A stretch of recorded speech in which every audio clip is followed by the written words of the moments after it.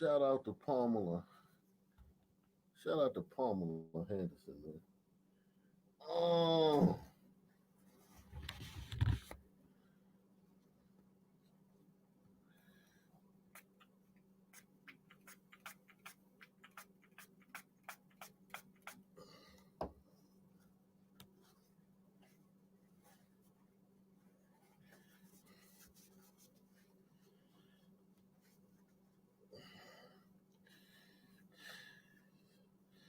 hey. Ugh. Man, it's hot down this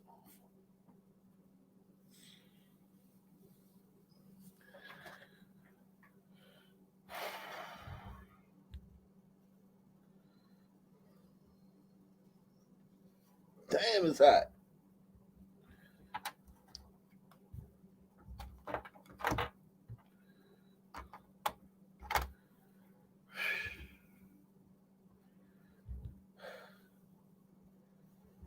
Yeah, man. Happy Thursday to you too, man.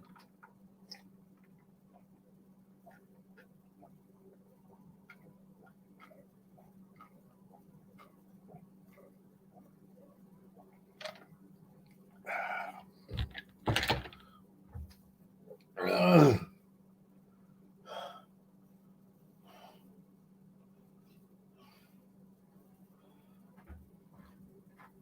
Oh, it's Thursday. This week flew by so fast, man.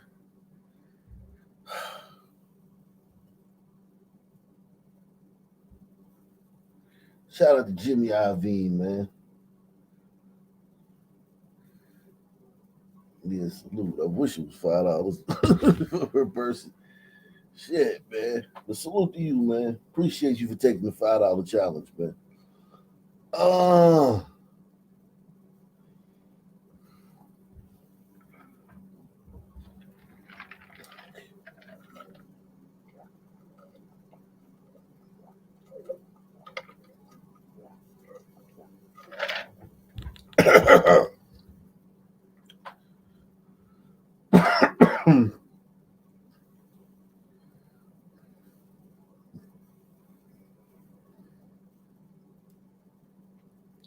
I did not coin the term booty head. I'd have been fine if I had never heard that term before. I'd have been fine if I had never heard booty head and booty head. God, oh,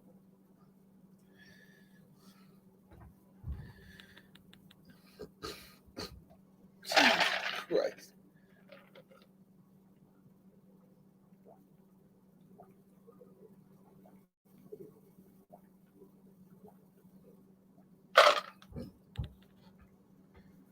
Booty head.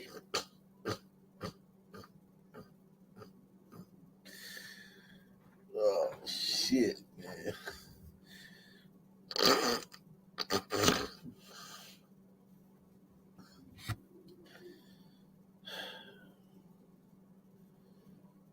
Oh, man.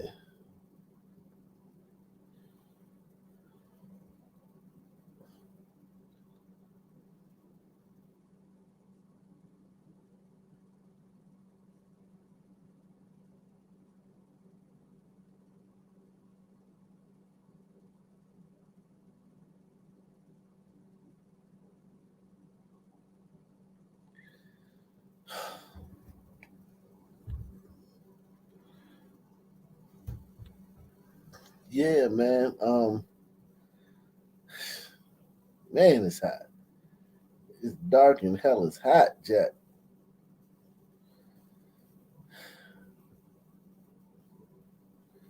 I wanted to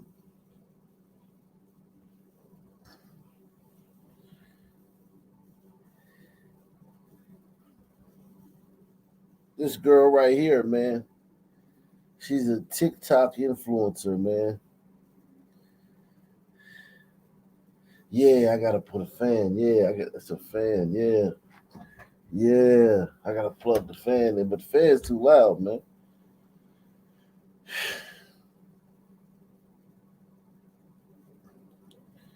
The Fan is too loud.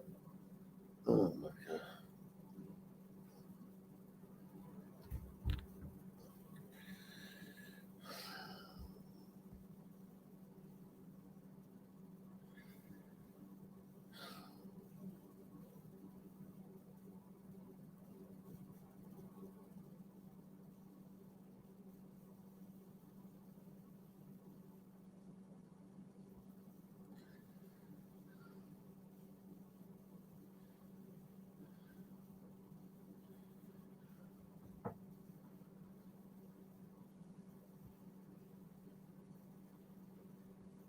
Mm. Shout out to this influencer, Brittany Murphy. This is a tragic story, man. My God, this is a tragic story. Um,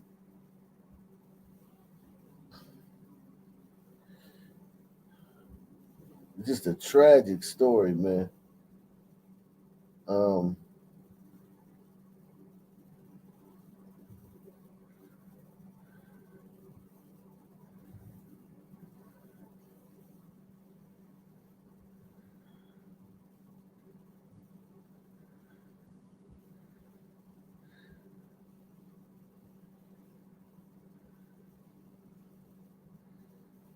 it's a tragic, tragic story, man.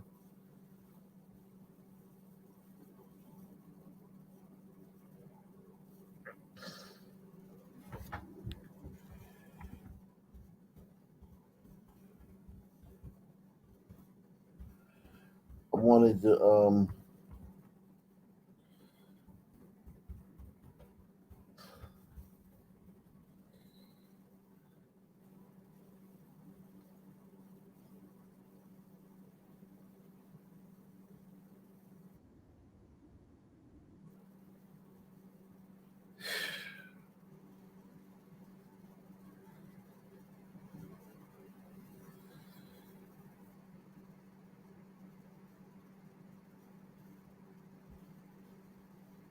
salute to Will, man. He said, "What's the weather forecast for the week in Op Nation News? Is it going to be very sunny?" Yeah, man. Yeah, man. Kids out of school. The kids is out of school. The Sun teams ain't in school, man. It's gonna be a scorcher, man. It's gonna be a scorcher. You heard?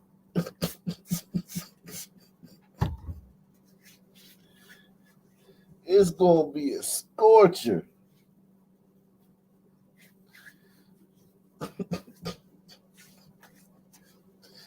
We need them Sun teams to hurry up and go back to school, man.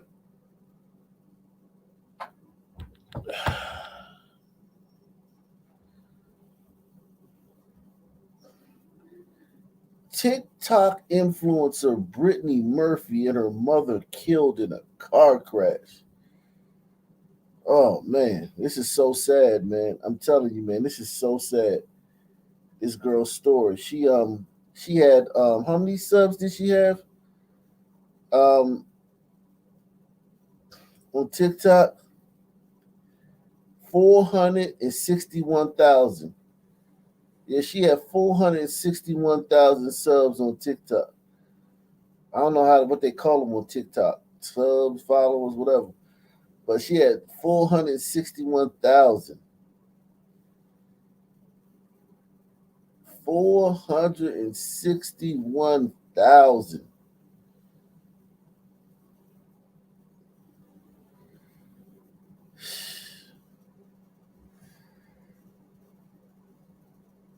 Let's see what happened. What a terrible fucking way to go out, man. Poor girl. Her and her mother.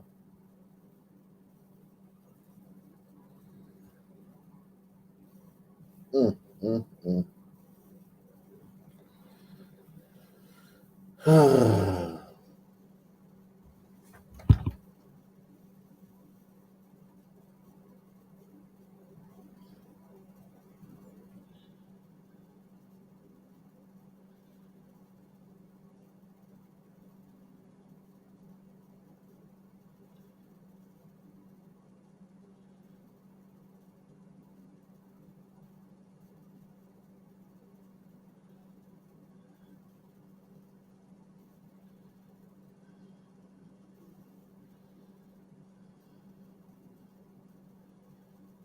It's several things. There's just one thing I want to say.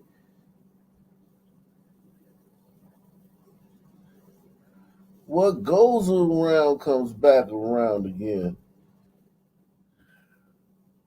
There's just one thing I want to say.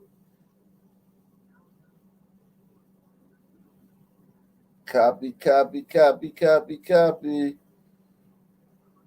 What goes around comes back around again.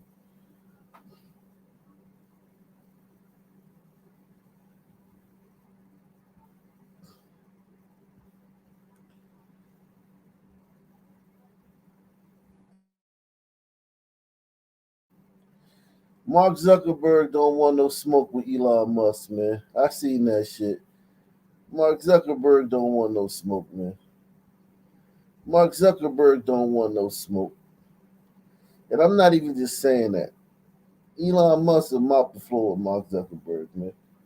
Mark Zuckerberg's never been in a fight, which is very important. You have to have at least been in a fight.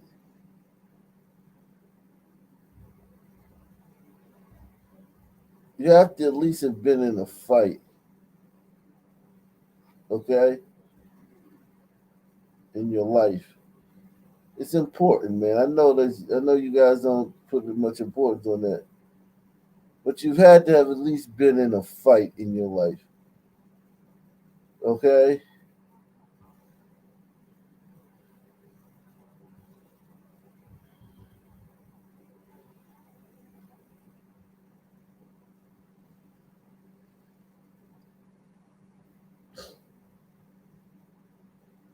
RIP to that girl, man.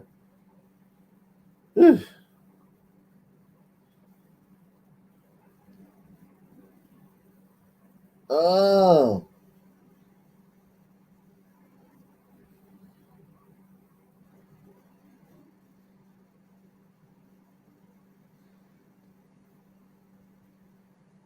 there's just one thing I want to say.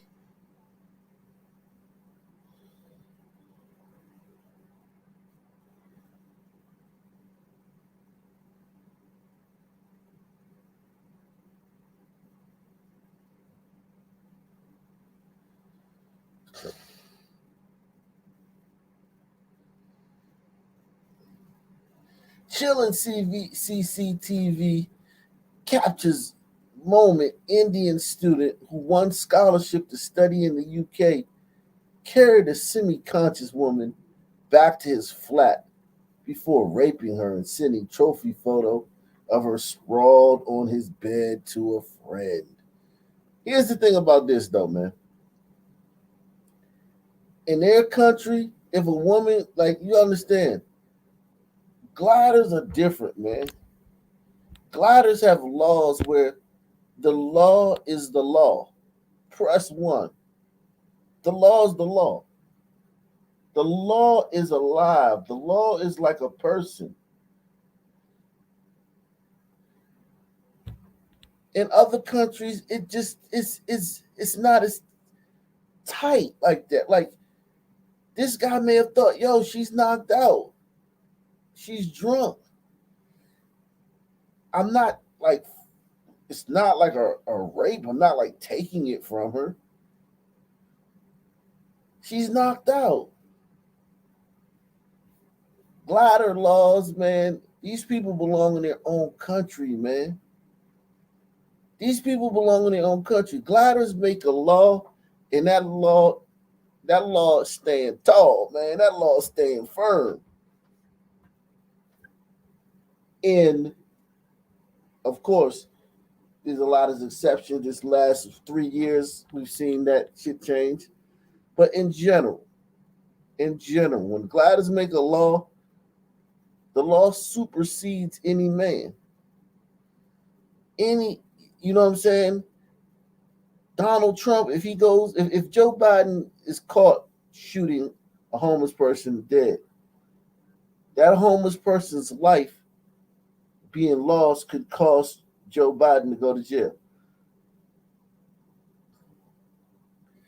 That wouldn't be the case in a country run by these people.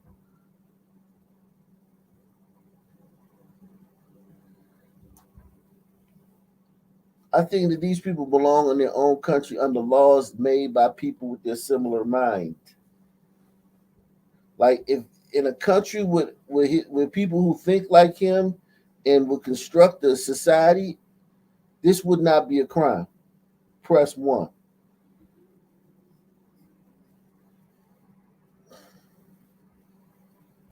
Welcome to New York.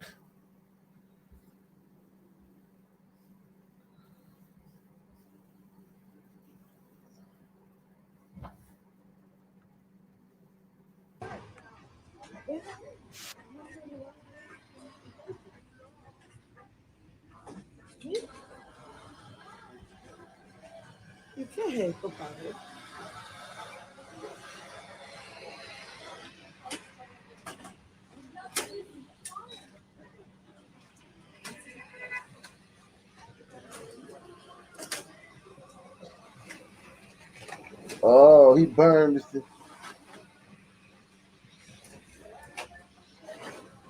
Oh, these are the high ticket items. Look at that white privilege, man. A black person could never do this, man. Press one. Look at all this white privilege, y'all. If he was black, man, if he was black, man, they would have came and got it, man. Press one. Salute to Margaret, man. Gee, she says, top notch reporting this week. I appreciate you. Thank you, Margaret.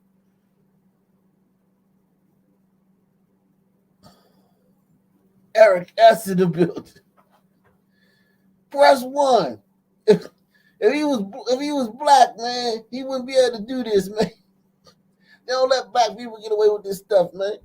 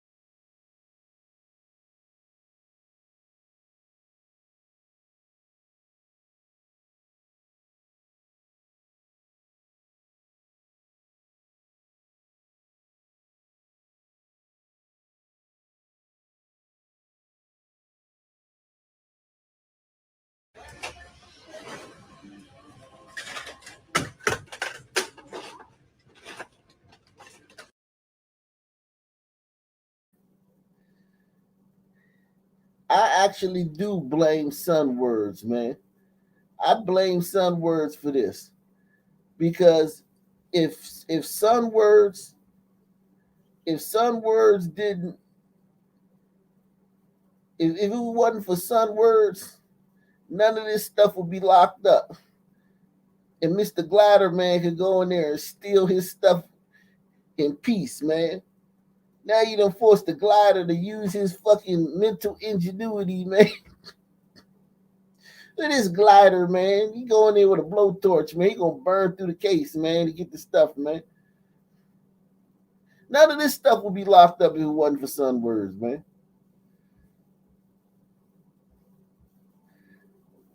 Now y'all done made it. Y'all even make it hard on glider criminals, man.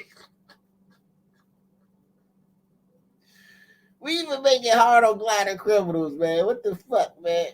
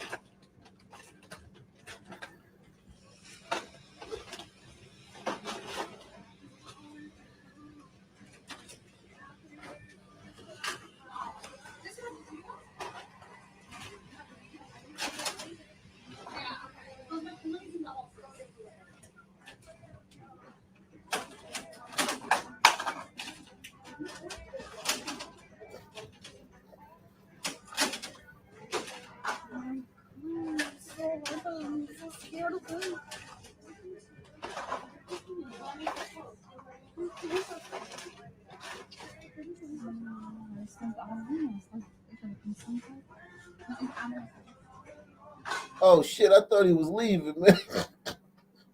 I thought he was leaving, man. I'm glad I faked this out, man. Goddamn.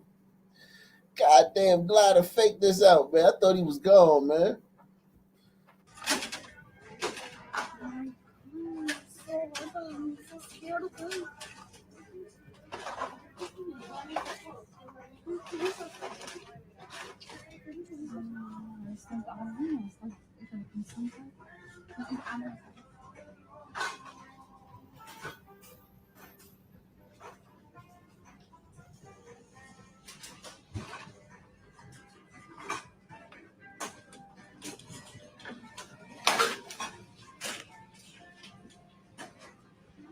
Look at the black dude walking in, man. They gonna blame it on this black guy. When the police come, they gonna come jack that guy up, man, because you know he black as shit, man. Watch, police gonna come and grab this guy up, man. We know you got it. Where's the stuff at, man? We got a call for shoplifting, man. You black.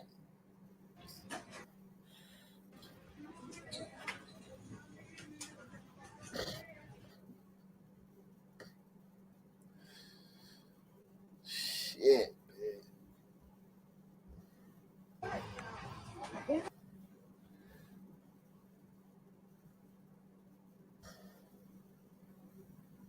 I can't show that one. That one is. Oh, what do we got here? What do we have here, man?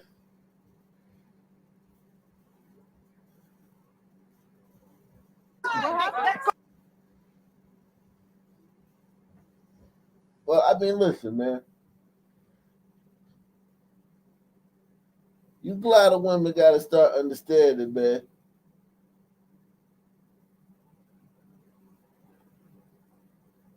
Some things you just let me pick your battles. Like the one in Philly. Did y'all hear about the high school? The one in Philly with a high school girl. She walked across the street, across the stage, and she did the little dance and whatnot. And the glider woman wouldn't give her a diploma. Sometimes, man, listen, man. I get it. You trying to teach people a lesson.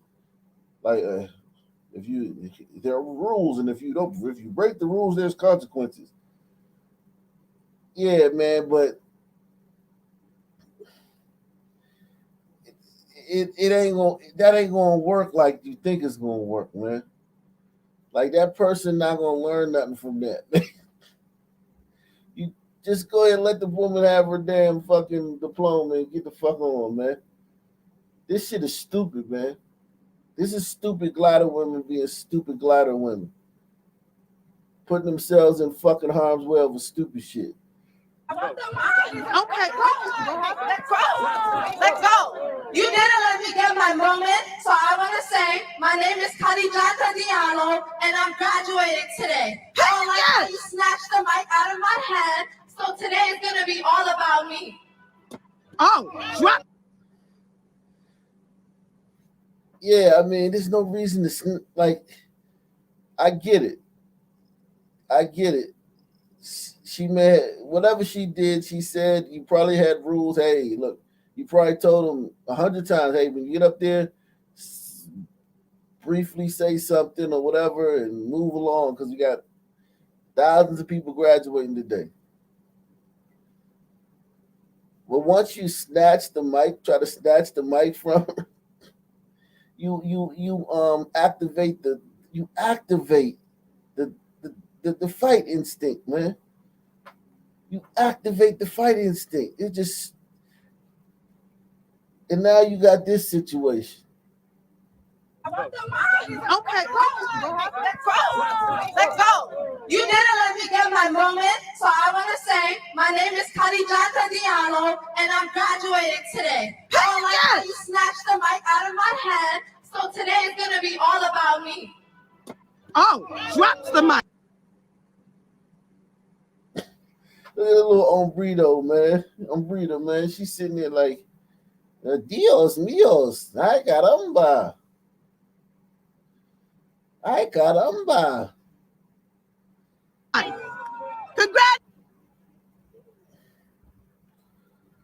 Uh-oh. Here's what she got to say. Let's see this, man.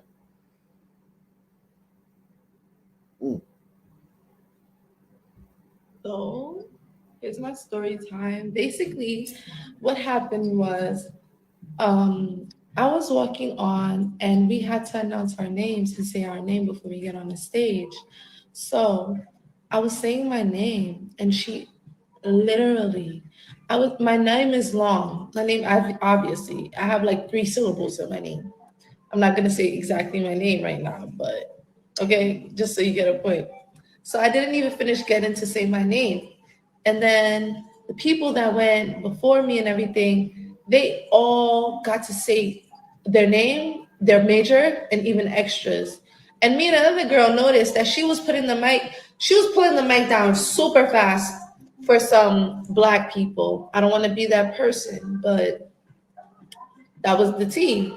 So, I mean, I just couldn't let that happen because I just feel like I worked so hard to graduate and went through so much shit to graduate that I just felt like I had to reclaim my moment. I'm sorry. Like, I'm not a problematic person. I don't want to ruin no one's day. I don't want to violate anybody, but that's what she did. She didn't even let me finish speaking. She put the mic down, cut me off, and that was the only time I was able to speak. Hey, I'm getting the sense that you guys aren't believing her, man. You guys don't believe that, man? The white lady was targeting Black people. I think so, man. I believe her. I mean, like, we live in a day and age, man, where, you know, Black people get the short end of the stick all the time, man. Confrontation where, you know, a white woman it's very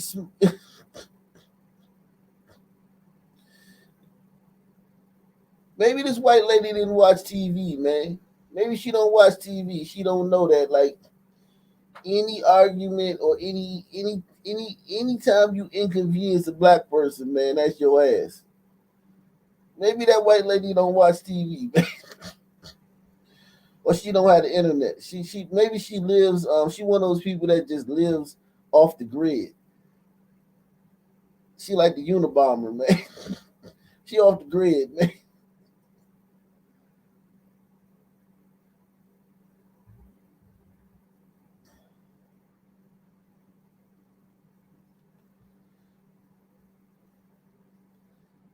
Cause I would have told her, hey, man, don't argue with no sister, man.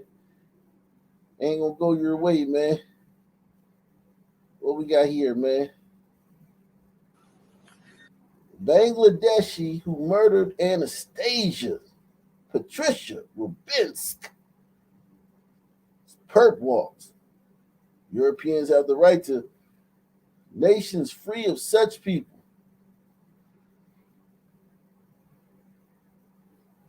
Let's see who this got, man.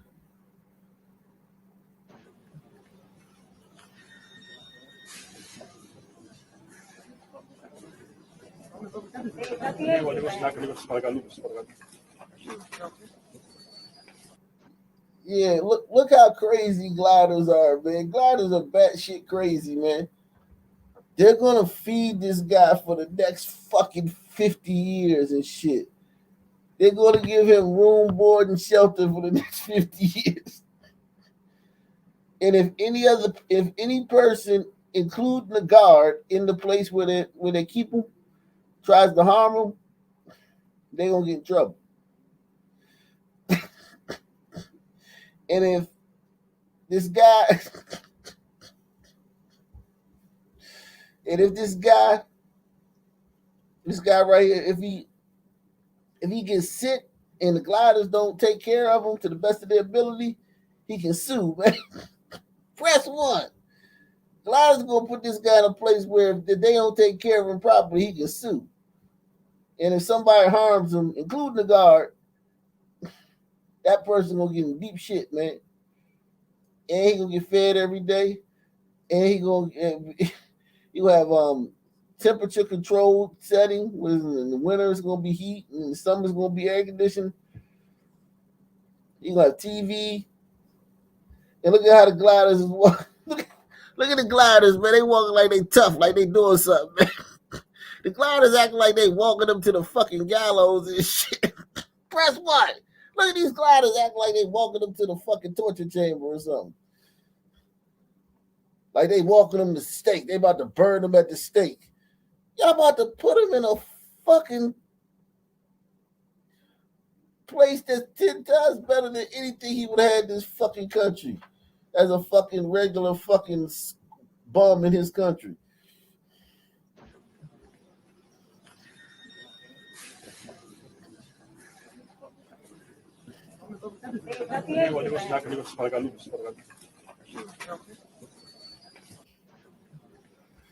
Let's see Anastasia, man. What does Anastasia look like? Ooh, damn, Anastasia was a looker, man. Damn, smash, man. Smash, man. Anastasia's gonna make somebody a hell of a wife, man. Anastasia's gonna be a trophy wife, man, of one of them gliders, man. Damn. Anastasia.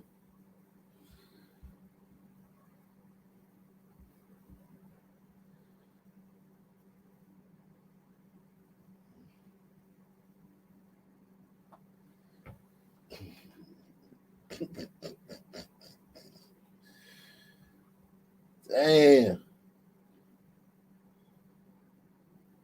Kidnap and murder. She was a Polish. She was found naked in a bin bag covered in branches under a tree on the northern part of Dodecansi Island of Kos, according to the Mirror. Greece.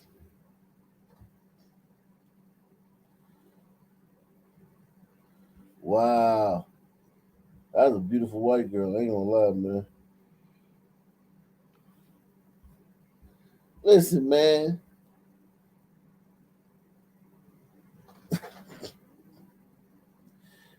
You gliders got your women walking around and shit. You got your mothers and your daughters and your wives just walking around.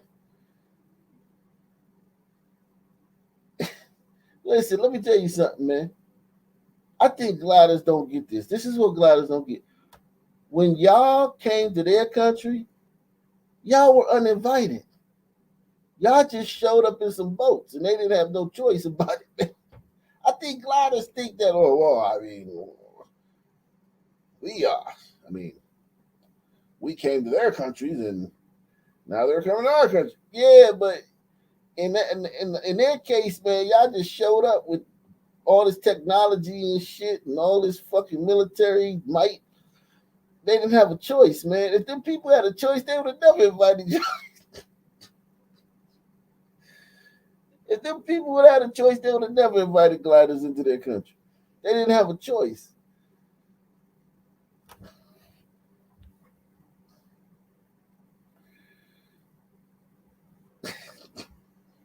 Gliders are fucking morons, man. Jesus Christ, man.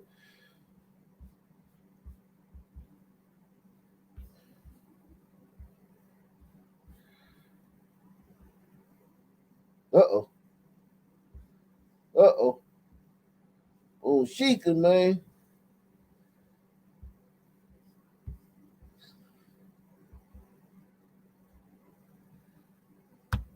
If you are not Black, if your skin is not brown, if you are not melanated, then you do not have the right to come under my videos talking back to my people. Your opinions are not wanted, nor are they relevant. So why do you feel like you need to come and keep saying something to my people? people. You need to ask me my permission before you speak or comment on my videos. You come under my video and say, Lord, may I please have your permission to say something. Then you wait for me to give you my permission before you start tapping, moving your little pasty fingers around on my page. You people have been talking way too much for way too long. You people, man. Ain't that a racial slur? I mean, that's my takeaway from this. And your time is officially up. It is Black Power forever.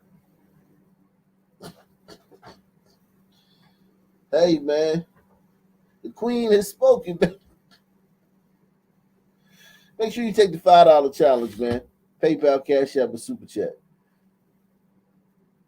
Hey, listen, man.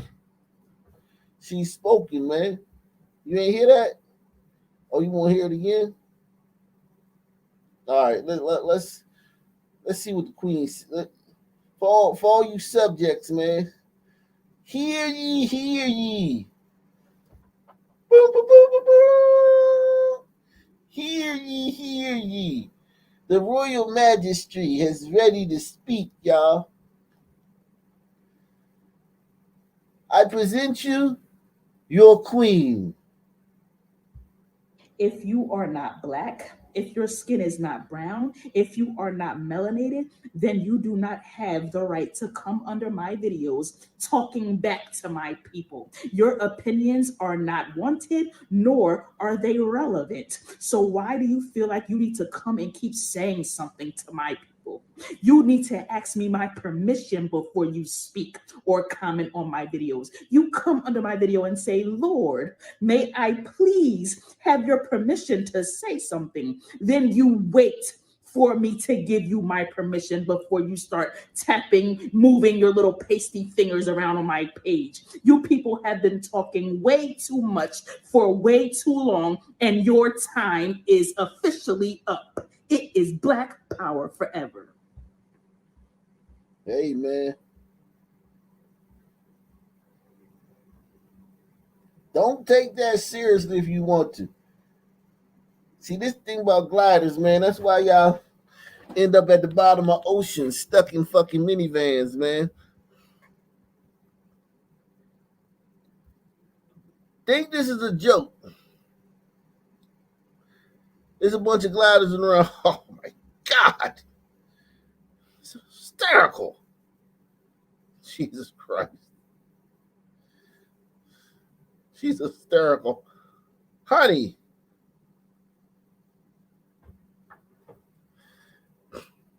Chill.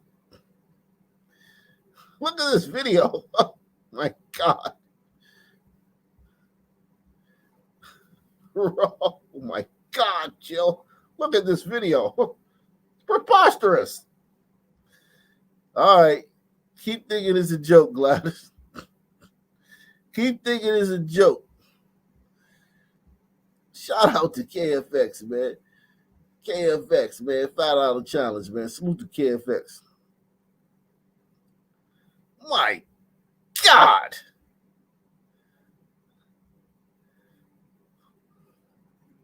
And she got those big bug eyes, man. The big mermaid eyes.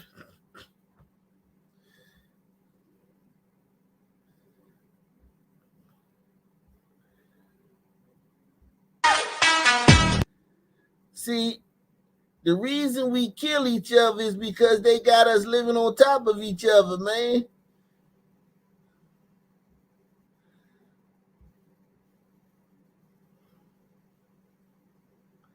Shout out to my man Austin Doublecourt III, man.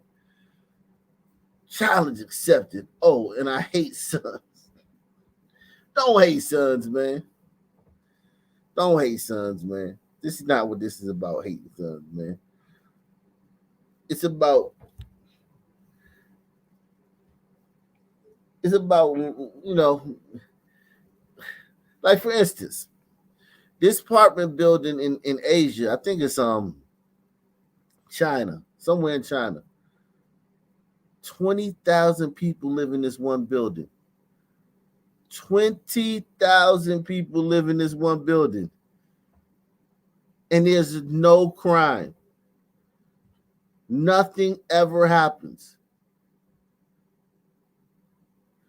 And when I say nothing ever happens, I'm talking about like, yeah, they may have a crime every year or every 6 months or something, but nothing ever happens. 20,000 people live in this building. What do sons say?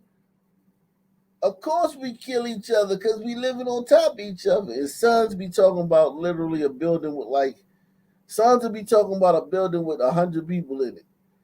Sons will be talking about low rises where it's fucking 8 units in the building. Press 1. Sons be complaining to the white man, y'all got us living on the top of each other. And it's a fucking 8-unit fucking apartment building. Just a series of 8-unit apartment buildings.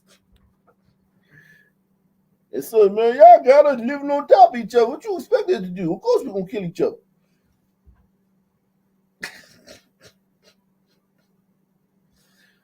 But here's the thing. Race is real, man. That's all it is. That's all it is. Race is real. That's all it is, man. These people right here, they have issues too. It's just that they able to live amongst each other on top of each other. These people have issues too. They have flaws. These tigers have flaws. They have things that set them back. They have things that they can't overcome because they're woven into their DNA, into the fabric of their DNA. They're woven into their genome. They're heritable. These tigers have things that they won't be able to get back past, man. Unfortunately, though, fortunately for them, this isn't one of them. They can live amongst each other like this, man, and without killing each other.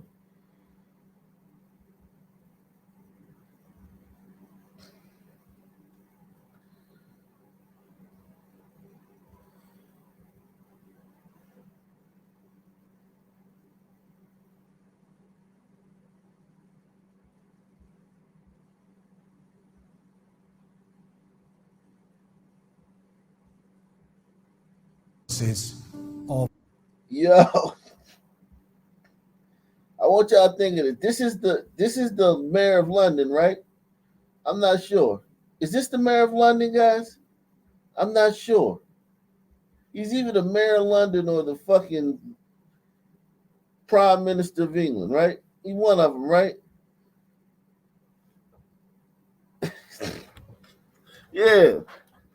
Think about this, y'all. His people didn't fucking show up on the shores of England with fucking battleships and cannons and shit. The people of England elected him.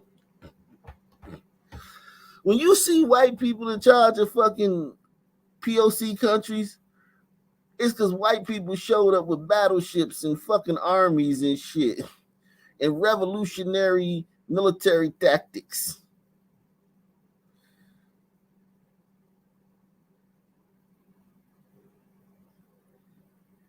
When you see people like this in charge of glider countries, it's because the gliders voted them in. Press 1. Y'all are fucking crazy.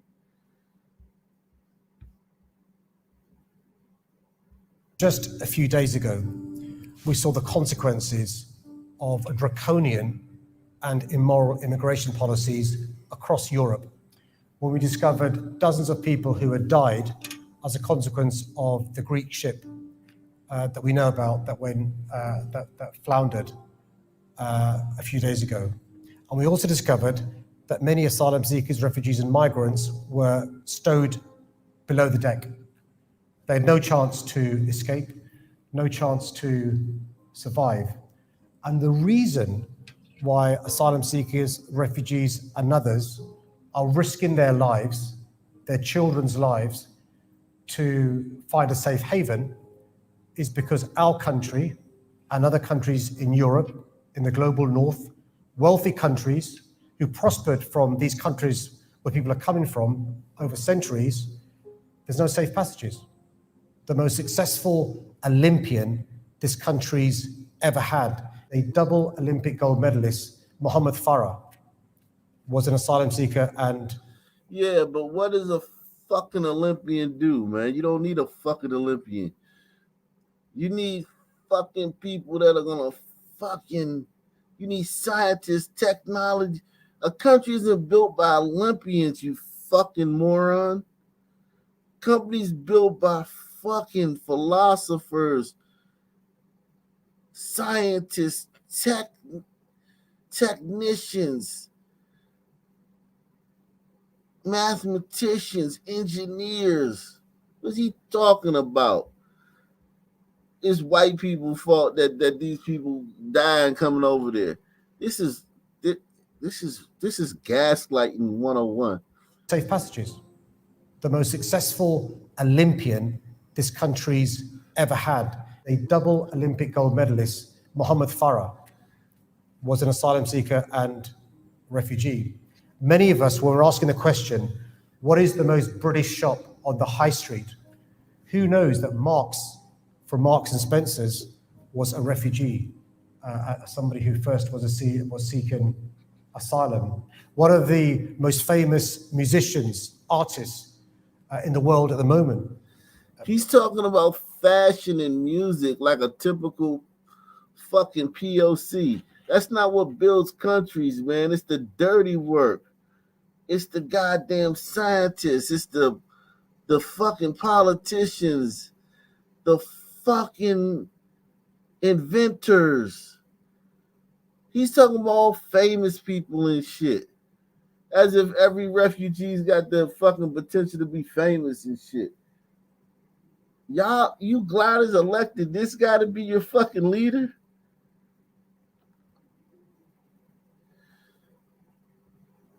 British North Londoner, Dua Lipa.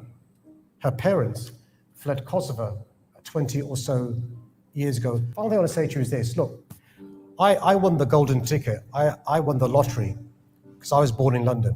You sure did, man. You sure did. But my grandparents were refugees. They left India to go to Pakistan when the British Empire decided to carve up India. So if you're a Muslim and you're living in India, you had to seek asylum to Pakistan, where people were more Muslim than they were Hindu. My parents... Yeah, but you people were over there slaughtering each other for fucking eons before gliders. Actually, the human sacrifices and the mass fucking murders and shit and the brutal tribal wars, they've actually decreased since gliders came over there and colonized y'all. Press 1. You people had all types of barbaric traditions and customs that have now been outlawed since gliders came over there and fucking colonized y'all. Press 1. Were migrants who came to this country, but I always had the humility to realize that I could have been born somewhere else. We've got to educate people about why this country is great, why this city is the greatest city in the world. Yeah, a bunch of this guy running around. It's just great. Hey, gliders, man, y'all need more of this. So this kid's probably like a good student, right? Right? He's a great student. So yeah, let's bring 100,000 more of these in and see how many of them will be great students. You fucking gliders are morons, man. Salute to LW. He said, if I had a white wife, she'd look like Anastasia. Obama voice. When I get submersible rich. Yeah, man. Bringing all these dudes over there. They got their daughters. See, this the thing, man. You go over to this country, his daughter and his wife covered up, man. Press 1. When you go to his country, his daughter and his wife covered up, man. You go to a glider country, their daughters and wives walking around in halter tops and mini skirts.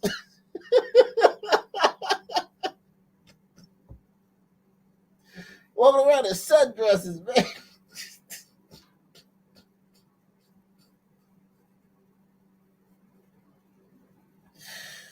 Oh, shit. You might know this guy for 30 years and never see his wife's face, man, if you go to his country. You might see his wife's face on accident. Like, she might not know you're there and shit. She might come out with her without her covering on. She's going to instantly turn around and run back in the fucking back room and put her covering on. You go to a glider country, this motherfucker's wife's got on a fucking mini skirt and a halter top. And she prancing through the streets in some high heels and shit. You fucking gliders are morons, man. Salute to Charles. He says, these foreigners have conquered England without firing a shot. Facts. And the history of immigration, asylum seekers, and refugees. Have a great refugee week. Yo, this is their fucking, and the fucking prime minister is one of these too, man. Yo. The mayor of London and the prime minister look like this. Shit, man. This is unreal, man.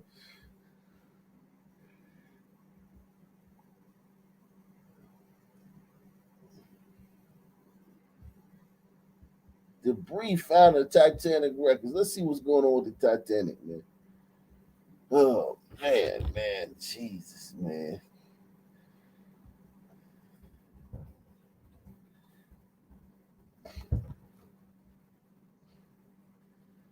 Fuck, man. Y'all are so funny. You gliders are funny, though. I will shout out to you gliders, man. Y'all make me laugh, man. I think about you gliders during the day sometimes. I'll be sitting there thinking about you gliders, and I just crack up laughing. My wife will look at me like, what's so funny? I'll be like, oh, nothing. No, you wouldn't understand. Just something that somebody said on the show. I swear I be laughing at you gliders. Y'all are fucking hysterical, man. Holy shit.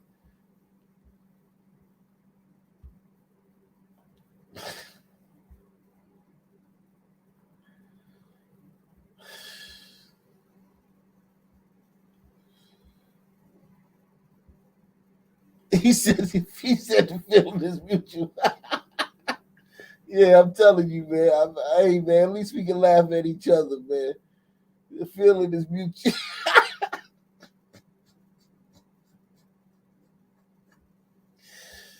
Oh, shit. And we begin tonight with breaking news, the tragic end to that deep sea dive to the wreckage of the Titanic. Late today, the Coast Guard reporting that pieces of the sub had been found in a debris field near the Titanic. And those pieces indicated a catastrophic implosion of its hull. And then moments ago, a U.S. Navy official confirming to ABC News that an underwater acoustic system heard what was likely that implosion on Sunday. The world watching from the first reports that contact with the Titan had been lost, and all through the desperate race.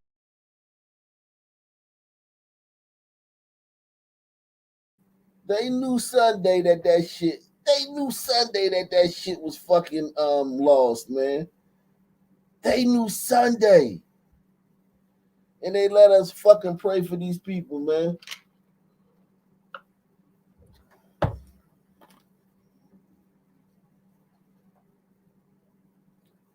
They knew Sunday.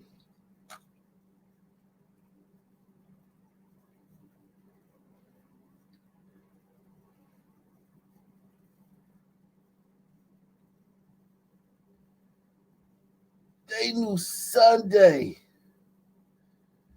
Salute, man. Let me drop this link, man. They knew Sunday that shit ain't no fucking way. They knew Sunday, and they played us, man. They played us along like this shit was going. ABC News that an underwater acoustic system heard what was likely that implosion on Sunday. The world watching from the first reports that contact with the Titan had been lost and all through the desperate race to find it. Today, an underwater rover found 5 pieces of the Titan 1,600 feet from the Titanic. That's 5 pieces from the Titan. Salute to Gary Thomas. He says, "Hey, Big Mike. In London and Birmingham, the 2 largest cities in the UK, Glacier British are the minority in those places." Let that sink in. Yeah, man, y'all are hysterical, man. I believe it, man. I believe it. I believe it, man. I believe it. I 1000% believe that, man. I believe that. Salute to boy Kachina, man. He says, "Hey, we've seen Indiana Jones 2. India, they grab your heart up while you shriek. China, heart statues and crime stats not allowed. Peace nation." Yeah, man, they know. They know, man, that gliders are weak, man. They laugh at gliders. Gliders are letting us in your country with your daughter. And you're like, listen, man, would you let Marcy? What's up? Would you take in a fucking? That's what they're doing in New York now. They're asking people to take in refugees into their homes. Like, this is madness. And you got gliders. Meanwhile, while the fucking glider nations are fucking falling under the weight of immigration, rich gliders are playing fucking DuckTales and shit. They're playing fucking treasure hunt, fucking 20,000 fucking feet under the sea, man. What the fuck? You need to be up here, man, kicking these goddamn fucking POCs out of your fucking countries, man. What the fuck? Salute to LW. He says, any gliders interested in prime real estate downtown Atlantis? Call me, I can help. Yeah, gliders are fucking. Listen, man. The only reason I'm so hard on gliders is because I really thought y'all had high IQs, man. When I really revered y'all, but I realized that your high IQ it's good for certain things, but there's certain things, blind spots y'all have. It's certain gaps in your castle wall that you can't fix because y'all have the altruism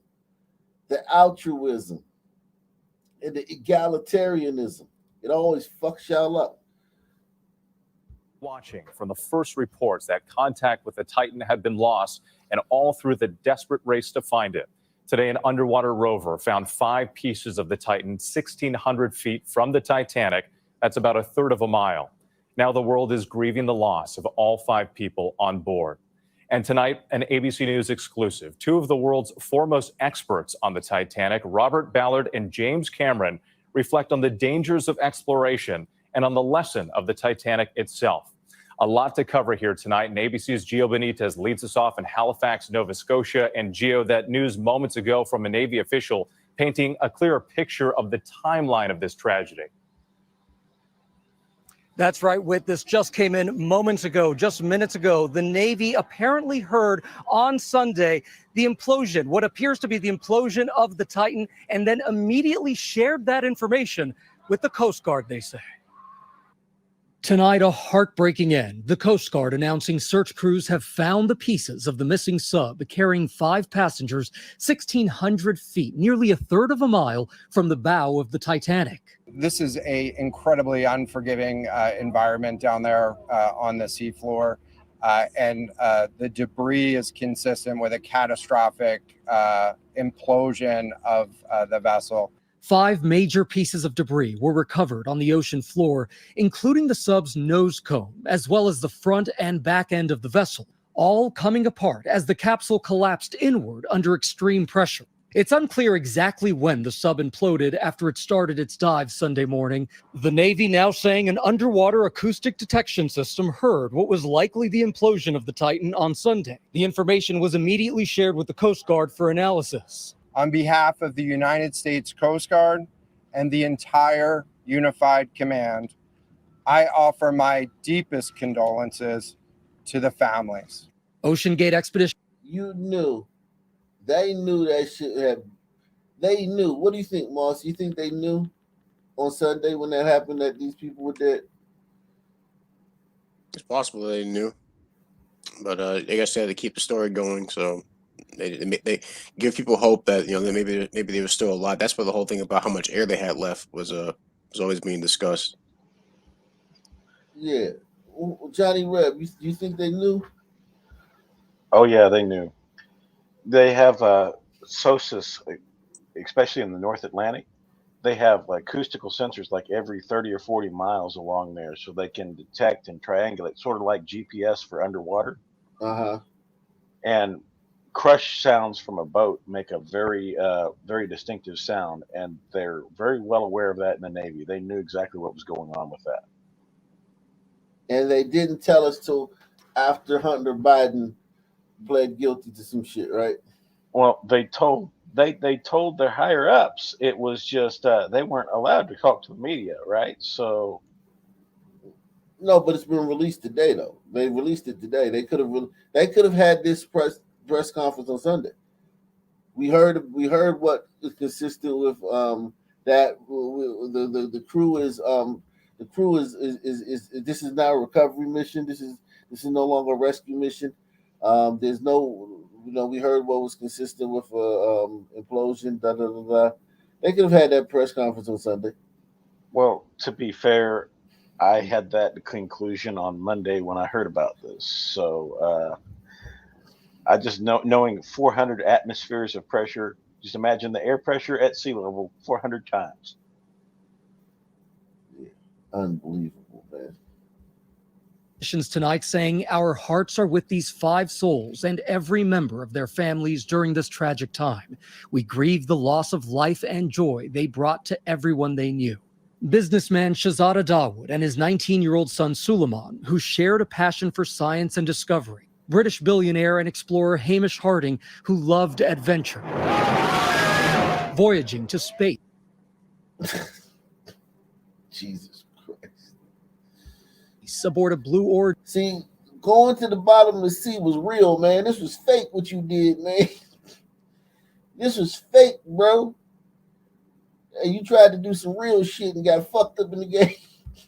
Flight. I've always wanted to do this, and the sheer experience of looking out of the window is that Elon on there with him? That looked like Elon, man. This and the sheer is that Elon? I don't know. Experience of looking out of the window is something I'm looking forward to. And setting records, diving to the world's deepest waters in the Pacific. Well, it's been a fantastic dive. Tonight, Harding's family remembering him as a loving husband and dedicated father, calling him a passionate explorer, whatever the terrain, who lived for his family, his business, and for the next adventure. P.H. Narjoulé, a legendary expert on the Titanic, had been to the wreck more than 30 times since it was discovered. Damn, he went down there 30 times. So that goes to show you how it wasn't going down there that was the problem. It was what they went down there in that was the problem, right, Johnny? Well, I look at what they did. You got carbon fiber, which is not tested at that depth. I mean, you're going to get constant expansion and contraction as you go down to that depth. You get compacted and you come back and you expand again. And I know that carbon fiber is not the best at constant changes in pressure. Yeah, man, glider shit, man. Some man, all we know is, man, man, they ain't, let me translate that for you sons, man. Man, man, that junk was fucked up. that submarine was fucked up, man. That shit was fucked up. Talking about some goddamn carbon fiber and shit. We don't hear nothing about that shit, man. Some man don't know nothing about no goddamn carbon fiber and testing and all that shit, man. Really? Fuck no. The average sub man on fucking. Have you been reading the tweets? Have you been reading the fucking tweets? I watched the show. I watched the last night's show at work today. I heard you guys going about it, about the tweets. Yeah, man. Fuck you told you. So you around a bunch of sons and they talking about carbon fiber doesn't test well at 13 hours a week. I mean, what kind of sons are you around, motherfucker? Shit. What's up, LW, man? What's happening, man? What's happening? What's happening, bro? How you been, man? Man, I've been out here grinding, bro. I'm out here just doing my thing, trying to grind and make some more money in Cali. That's all. Hey, that's what's up, man. What's on your mind, man? Now, I just want to talk about that submersible. So, I took an Africana studies class, right? And they basically said anybody venturing down in the ocean, like this is an old saying. Don't ask me what tribe it was, but they said you are a fool if you go down, to water, like underwater, you can't see. You're a fool. Like it was like in their saying. Right. So, I mean, all I can say is, tomato soup now. Yeah, man. It's just gliders, man. They got too much time on their hands. And listen, they don't really like all their countries are being fucking right in front of their faces, and they're fucking going down to fucking look at the Titanic.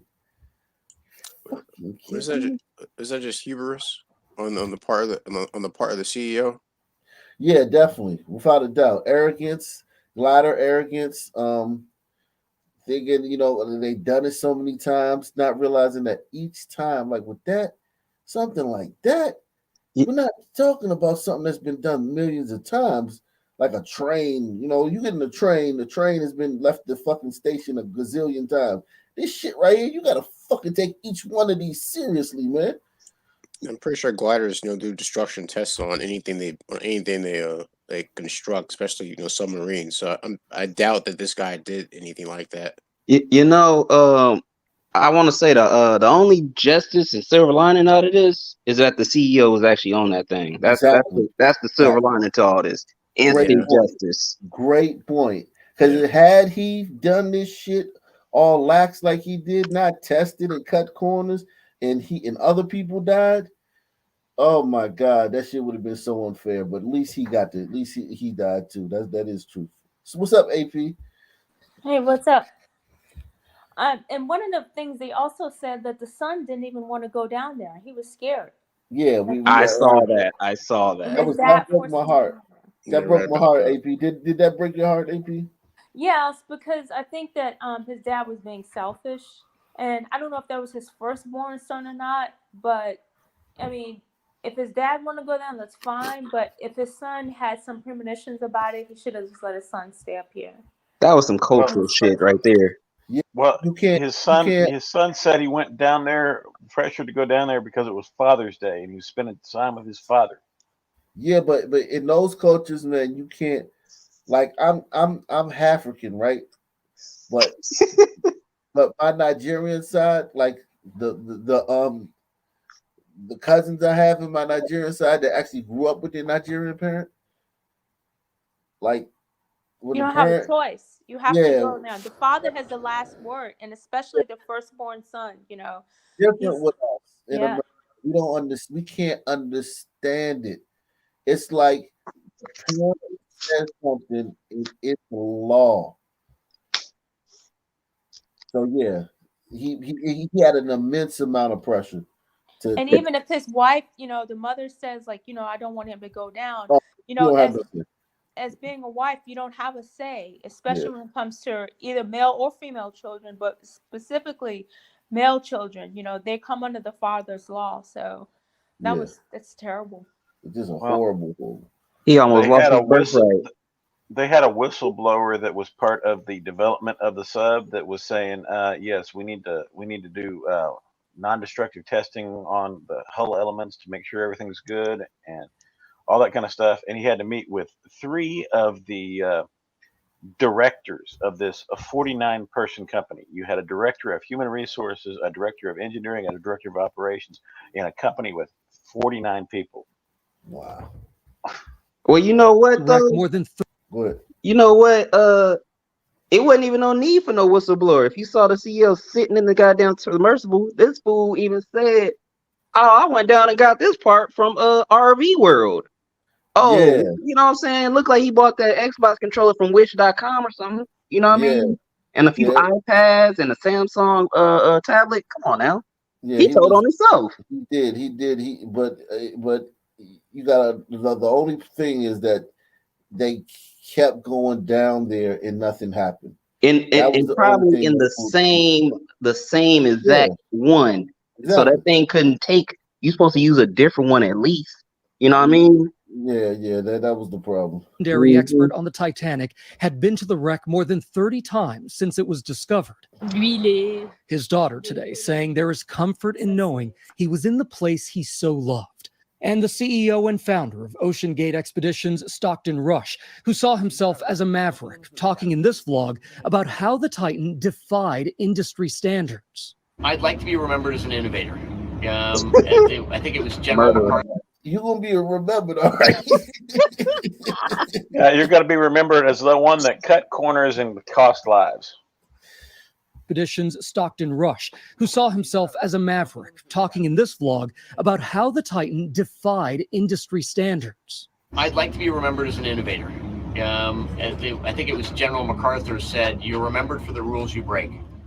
And I've broken facts. Some rules to make this. I think I've broken them with logic and good engineering behind me. The carbon fiber and titanium. There's a rule you don't do that. Well, I did. But we're now learning. Yeah. You did. Wow. Steel is real, buddy. Glider arrogance is something else, man. It's a fine line because y'all guys are. Don't get me wrong. You guys are responsible for almost everything that y'all like GE. Y'all make all the products that we use every day, man. But that arrogance, man, to think that like John was talking about earlier, the testing, that's the glider thing, the scientific method, the rigorous testing, the regulations, all those things are also part of the glider mind. Glider's going to glide. He ignored it. And he ignored it. The glider's going to glide. I think he tried to bring aviation down into the depths, and aviation is entirely different. You're only dealing with maximum 1 atmosphere of pressure difference, and he wanted to go down to the depths with it. And I bet he picked those materials because it sounded cool. Carbon fiber and titanium. It sounds cool, until you actually have to test it out. You found out that they're abysmal failures at that pressure. Well, titanium is that strong. Carbon fiber is not that durable when you're talking about that much pressure. Maybe the welder didn't do a good job, Marcy. What do you think? Maybe the welder left a gap, and maybe the welder had a side job as a gun instructor and couldn't focus on his job and left a gap in the thing, and maybe they hired a black welder from South Carolina. Nah, I ain't gonna let you do that. I ain't gonna let you do that. Inclusion, man. We got to investigate this. He paid some black welder, you know what I'm saying? He paid him some food stamps and a pack of Newports. Yeah, man. Ocean Gate Expeditions Stockton Rush, who saw himself as a maverick, talking in this vlog about how the Titan defied industry standards. I'd like to be remembered as an innovator. I think it was General MacArthur said, "You're remembered for the rules you break." And I've broken some rules to make this. I think I've broken them with logic and good engineering behind me. The carbon fiber and titanium. There's a rule you don't do that. Well, I did. But we're now learning more about concerns over using carbon fiber and titanium to make the experimental sub, an untested material at extreme depths over time. The Titan made 13 trips down to the Titanic over 2 years. This is not like being a passenger on the first couple of days of service of the new Airbus A380, right? This is like being a test pilot on a plane that has never flown. Explorer Josh Gates passed on a trip to the Titanic on the sub 2 years ago after several of its systems. Look at that glider, man. That glider. Smart man. Yeah, I mean, just think about how he feels now. Like, he's probably just like, yo, like, just kissing the ground, man. Because think about it, man. Like, the way they went out, man. Like, they told me they can't find the bodies. You can't find the bodies because fish probably ate them. They've been down there for 5 days. Ain't no way. Listen, when you go fishing and you throw the fucking bait in there, it ain't but a few seconds before a fish grabs onto that shit. They've been down there for 5 days, man. They got turned to chum. When Yeah. they got crushed. Yeah, you ain't gonna find any body parts.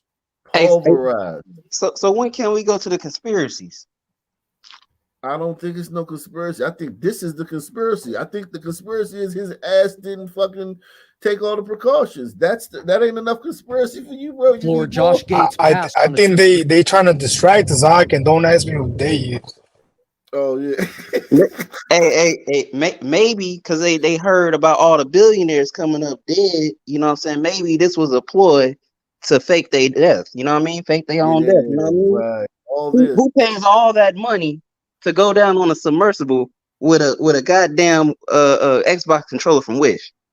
Yeah, I get it. I do agree that if you're gonna do something, do it in plain sight. But this would be a whole nother level of that shit, man. I mean, god damn, like if they look, put it like this: for all this, my God, man, it's a lot of people in on this shit, man. The Titanic. And here's the thing. I don't believe in NASA. I believe that's all fake. But here's my thing about NASA that's different than this. With NASA, the people at the top are in on it, and the little fucking engineer that's making the fucking rocket, he don't know that shit ain't really, that there ain't gonna be nobody on there going into space. He think he doing this shit. The astronauts and the fucking higher ups in NASA are all in on it, and the government. But the fucking little guy fucking setting everything up, he don't know that shit fake. Right. You know how so when they was making those pieces and stuff, like for the whatever the thing is called, I can't think right now. But somebody told me that their grandfather, they worked on like the wings, and they would have these people work on the wings, and then they send it all off. They don't even know what the hell they working on. They don't even know it's going to a spacecraft. They just work it. They work in sections. They make the wing, whatever, and the tail and all that stuff, and then they send it on off. That's how that works out. So they don't even know what they're doing. That's very smart. Also, like for like trade secrets and stuff like that. The sub 2 years ago after several of its systems failed during a test dive. Carbon fiber is a miraculous material. It's what we're using to build next generation airplanes out of, the Dreamliner, the A350, things like that. But it's not particularly well understood how it works over time in terms of fatigue at depths and in extreme cold. A former OceanGate employee echoed those concerns in a 2018 court filing, where he says he warned the company that flaws in the carbon could grow with each dive under such pressure, risking lives. The dispute was settled out of court. Tonight, with the world watching, yet another tragedy. 111 years after the Titanic's doomed voyage, 5 souls captivated by its story, now resting in those same waters. A sad and haunting outcome to this search tonight. Gio Benitez joining us once again from Nova Scotia. And Gio, people worldwide, as you noted, watching this unprecedented search over the last 4 days, hoping this crew could be found. But we're now getting word that this was likely all over very early in their journey. That's right. We know that they heard that sound in the general vicinity of the Titanic. It's sometime around the time when the sub actually lost contact with that mothership. So that suggests that this likely happened on the way down to the Titanic, and very, very quickly went. Gio Benitez, our thanks to you again tonight. Hi, Gio Benitez. Yeah, man. The Wow. scale of the tragedies is a little bit different, like 1,200 people versus 5 people. Yeah, but those 1,200 people didn't know, like they were on the state of the art ship of its time. They were on the best that the world had to offer at this time. These people were on a fucking rinky dink ass fucking rubber ducky and shit. And they were like, it's the way they died is almost more heartbreaking than the way those people in the Titanic died. Those people in the Titanic were confident. They were like, yeah, we're on this fucking solid steel ship. Nothing can stop us. These people were literally in a Cadillac Brougham. Go ahead. The best theory I saw on that was that you had where the Gulf Stream and the Labrador Current came together. There was a barrier of hot and cold air, and the hot air came up over the cold air and created a mirage effect that kind of made the sea kind of rise up to where you couldn't see the horizon very well. So they're steaming along, and they couldn't see the iceberg until it got really close because of that mirage effect. Mm. And that mirage effect also made their signals with their signal lights unintelligible because it was random blinking, like you could see on a shimmering night in the desert. Mm. Wow. But also on the Titanic, a lot of the people we don't know, there's an unknown number we don't know that died because there were a lot of poor people down in the lower ranks. They died first. They got a horrible death. You talking about castaways or what were they? No. A lot of the poor people were down in the steward's section, way down below the ship. So they never even got a chance to get off the boat. I think that those people, they died a more horrible death than the people in this submersive, because imagine you see the water coming in and you're drowning. At least with the submersible, maybe they just blew up. Yeah, instant. Poof. Yeah. Salute the Juice Crew Cut, man. He says, this is the case among many in history where gliders overshoot their mark when it comes to being adventurous and curious. Huge flaw in our intellect. Yeah, man. You guys got a lot of gaps in your fucking intellect that are being shown, man. In places like London and fucking goddamn fucking San Francisco, shit like that, man. Well, they knew about this in ancient Greece. They had the myth of Icarus, that they created the wings, and they flew too close to the sun, and the wax on the wings melted, and they crashed to the ground. Right? Yeah. Mm. But aren't these all leftist issues? I mean, we heard the comments the guy made about how he picked his staff. He compared it to what's going on in other places, like in Europe. It's all leftist. It's all garbage from leftism. Yeah, he didn't want a bunch of 50-year-old white men, but when you listen, man, give me a bunch of 50-year-old white men for anything I'm doing. Fuck that, man. Shit. Me, I'll take my chances, Ark. Yeah, me too, man. An ROV, or remote operated vehicle, from the vessel Horizon Arctic discovered the tail cone of the Titan submersible approximately 1,600 feet from the bow of the Titanic on the seafloor. The ROV subsequently found additional debris. In consultation with experts from within the Unified Command, the debris is consistent with the catastrophic loss of the pressure chamber. Upon this determination, we immediately notified the families. So the question was, is there any question as to whether or not the sub collided with the Titanic or whether it imploded above and debris field created from that? So the location of the Titan submersible was in an area that was approximately 1,600 feet from the wreck of the Titanic. I have an expert here that is familiar with that area and can talk about the debris field and what the debris field indicates in terms of where the casualty may have occurred. Rear Admiral, really quickly, can you tell me when that massive fleet will be called back? Thank you, Admiral. So the question is, where does the wreck lie in relation to the Titanic? I didn't hear the Admiral's answer. I think 1,600 feet. Was that correct, Admiral? Yep, you got it. So that's off the. I'm really glad to be talking to you because you actually have a basis for understanding this that the rest of us don't have. First of all, just tell us about your immediate reaction to this tragedy. And when you hear the consistent with a catastrophic implosion, given the pressure that was on this vehicle and your understanding of engineering and robotics and marine exploration, what additional insights can you provide for us? Yeah, unfortunately, the failure of the pressure hull was probably the first hypothesis that could be done. This is something that may well happen at those pressure that you experience at those depths.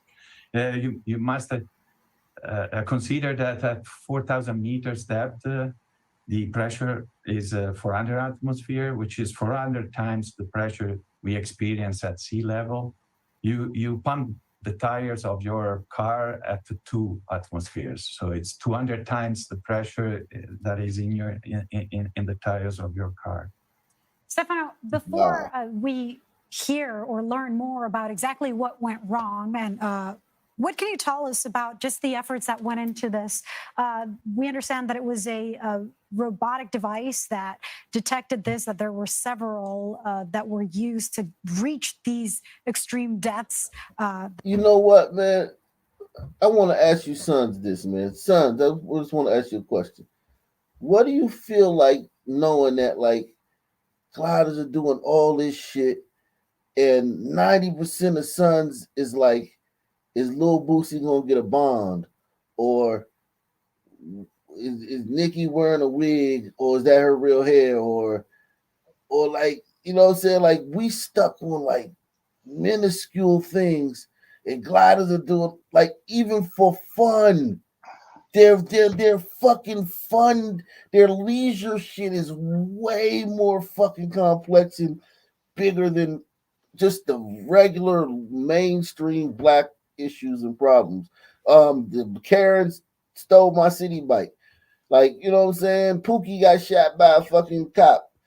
And they're like doing this type shit. What do you sons think about that? What about old Melvin DeMons? Yeah, man. Oh, Y&W Melly. Yeah, Y&W Melly, yeah. Like, sons, our little world is just so fucking childish. Yeah, this is fun. This isn't the real submarines that are down there. It's juvenile. It's very juvenile. This isn't all the sonar, like you said. What you said, Johnny? They got like sonar every 30 miles down there. You know, 30 to 50 miles. That they can triangulate on a sound and get a rough circle of it. Sound isn't as easy to do as GPS, but they can triangulate pretty closely, especially if they get on multiple arrays. Right, and we worried about fucking goddamn the white dude won the MVP. They voted the white dude MVP because he was white and shit. They've had this technology for 40, 50 years on the ocean floor. They upgraded it periodically, but yeah, they've had that. A lot of the innovations in sound technology that's come directly from the sonar research in the Navy. So all the good speakers that allow those wonderful beats, a lot of that's developed from military technology for sonar. Didn't they when the Titanic, the original, well, not the original, but the movie with Leo or whatever, didn't they send something down there like before? I mean, wasn't nobody on it, but they sent some down there. Now this is like way back in the 90s. So I mean, like, Yeah, you know, it was like a yellow unmanned craft. right. So, if they over here still testing for that shit, why the fuck are you going down there and doing all this crazy shit, with people in it? Yeah, man, it's just amazing that like gliders do this shit. Like these are fucking billionaires just fucking going on like a camping trip 20,000 feet below the fucking ocean, and sun people are up here on Earth like talking about some goddamn crackhead who got shot by a cop. And like literally all of them, like the entire sun race, be captivated by that incident. Like, we'd be like stuck with that for like months. Some fucking crackhead who got shot by a cop. But at the same time, I mean, if given the opportunity, 1 in a million chance. I mean, I can understand the fascination with it as well. It's something different, and it just to be down there and say, hey, I did that, and I actually saw with my own eyes. That's still, I think, amazing. Yeah. Put me in the Matrix to see that shit. F all that. I would rather be scanned for 250,000 to watch that shit on VR.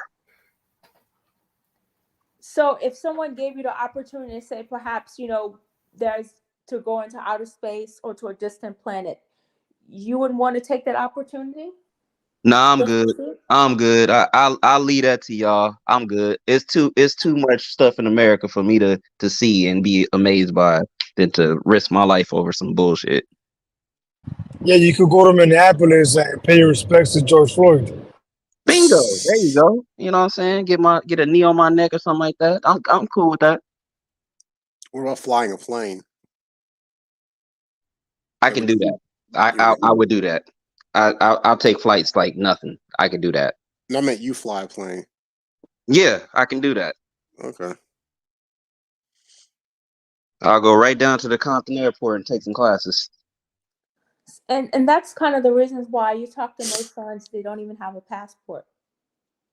It's just, and that's why the argument that they always say that they built the pyramids and they invented this and they did that, you can always debunk it with just the simple conversation as this. Most sons don't even step outside of their neighborhood. I mean, that is all facts. They don't.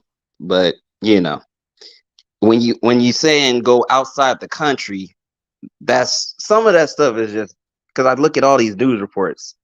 I'm not doing all that. Kudos to anybody else who wants to do it. I'll give them their praise.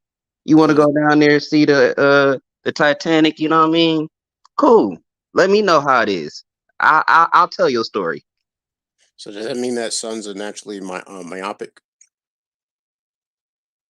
or generally myopic? I think with the sons, that mentality is the reason why it was easy to keep them in slavery and why it was harder for other people to not be subjugated, because they're easily frightened into superstition. They don't have that creative mindset to think outside the box. And that's the reason why you don't see a lot of sons in science and math. It's just not part of their nature. Because I imagine being very myopic means short-sighted. I imagine if you're very short-sighted, you have a hard time, with abstract thought and certain levels of empathy, and see, with complex concepts and seeing how things could be, to where we willing to take the risk to, try something out, like like what this guy did. I mean, I wouldn't say I wouldn't turn it down if I had opportunity to do something like that, but I would want to make sure that the whatever vessel I'm in is capable of handling that kind of work. I wouldn't want to, if I first heard that carbon fiber is something that is a major part of outside, I said, "Oh, I'm not going to take the chance with that." Yeah, it's an untested technology. Yeah. Did you see Gen Z's deep dive into the Ugandan dictator Idi Amin? Yeah. I've read about him before. I didn't see Gen Z's document on him. Yeah, Last King of Scotland. That movie was about him, but I watched a lot of documentaries about him.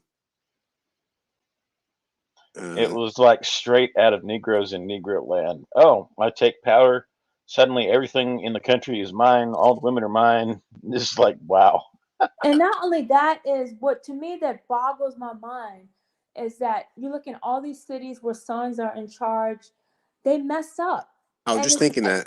and the thing about it is the blueprint is there. I always go back to South Africa because I've visited South Africa so many times before, and just going back over and over, you see the deterioration. And I know people who moved from South Africa, they talked about it, and we've talked different places and things we've gone. And it's like you had the blueprint. It was right there. And they still couldn't hold it together. Look at here in America, all the opportunities they have. They keep saying they don't have opportunities. We don't have this, we don't have that. You've been given more than anyone else, and you still can't hold it together. I think So it's like, I think a lack of humility is a big part of that, because it's like if you were given a system that may be too complex, it takes humility to just admit that, hey, I may not know what I'm doing. Let me ask for help so I can get this right. But if you're so full of pride and so full of yourself, you think that, "Oh, I don't need to follow these instructions. I can, or I don't need to wisely spend this money. I can do whatever I want with it." no, it's You not think that. every It's that mindset of I have to destroy. Because it's not just the sons as well. There's some when you look at other races too, you look at sometimes with the Patels, the same thing. If you have they're driving, they don't like to follow the rules. It's a big difference as you go along the IQ genome from the African down to the East Asian, even down Southeast Asian, and down to finally get down to the European. That is as you go further from the African all the way down to European, you see that even with they might can do math and science and things like that. Let's say take India for instance. But if you go there, it's dirty. They have open sewers. They still don't have anything about hygiene. And it's like they can copy the European ideal, but when it gets down to it, they still have a mental block where they can't quite perfect it. Do you understand what I'm saying? And when it comes to the sons, and their mindset is always destruction. It's no matter what you give them, it's destroy, destroy. They can't, and it's not all sons, but majority. There's an issue, and I try to, I've thought about it lots of times, and I see the behavior over and over again. They cannot just assimilate into a culture. I don't know what it is. AP, I would say they regress to the mean. AP, I can admit that when I was a kid, I had that same, I saw that same thing as entertaining, seeing things get destroyed, and then at a certain point, I started to ask, well, how does this get destroyed, and how can we fix it after it's been destroyed? How can we strengthen it to keep from being destroyed? So I guess I don't know. Personally, speaking for myself, it was a process of it's cool seeing things get destroyed, but now I want to know how to strengthen them so so it's more destruction resistant, and then how to restore things. Um, I don't know where that came from, but I know that's part of that was part of my own personal development. That's probably why, maybe that's why I like to repair things. But that is the reason why I say for people to travel to other places. As much as I travel, and as far as you try to wrap your head around and say, what is this? What is going on? You see a consistent pattern over and over again. That is why when we talk about IQ and the whole eugenics movement, those people were not wrong. And they try to condemn them and say they're racist. No. No matter what group that you look at, you see a consistent pattern. And it has to be rooted in science. That's the only thing I can think of. And no matter how much you try to analyze and say, well, hey, maybe this person needs this and that, you still come back again around the circle. The same thing is, what in the world is going on? And like I said, with the Sun people, they are literally destroying this country, man. Every city, every area you go to, and like the other day when Aqua was talking about Glen Allen area, Chesterfield County, how they have not gunshots. I remember when those places were 90% white and there were Asians living there. There was no crime. Now you have gunshots and the neighborhoods are unsafe. There's a consistency with this. And the sad part about it is, I don't know what it's going to take to people to realize that, hey, you have to bring down a heavy-handed rule of law. Nothing is going to change.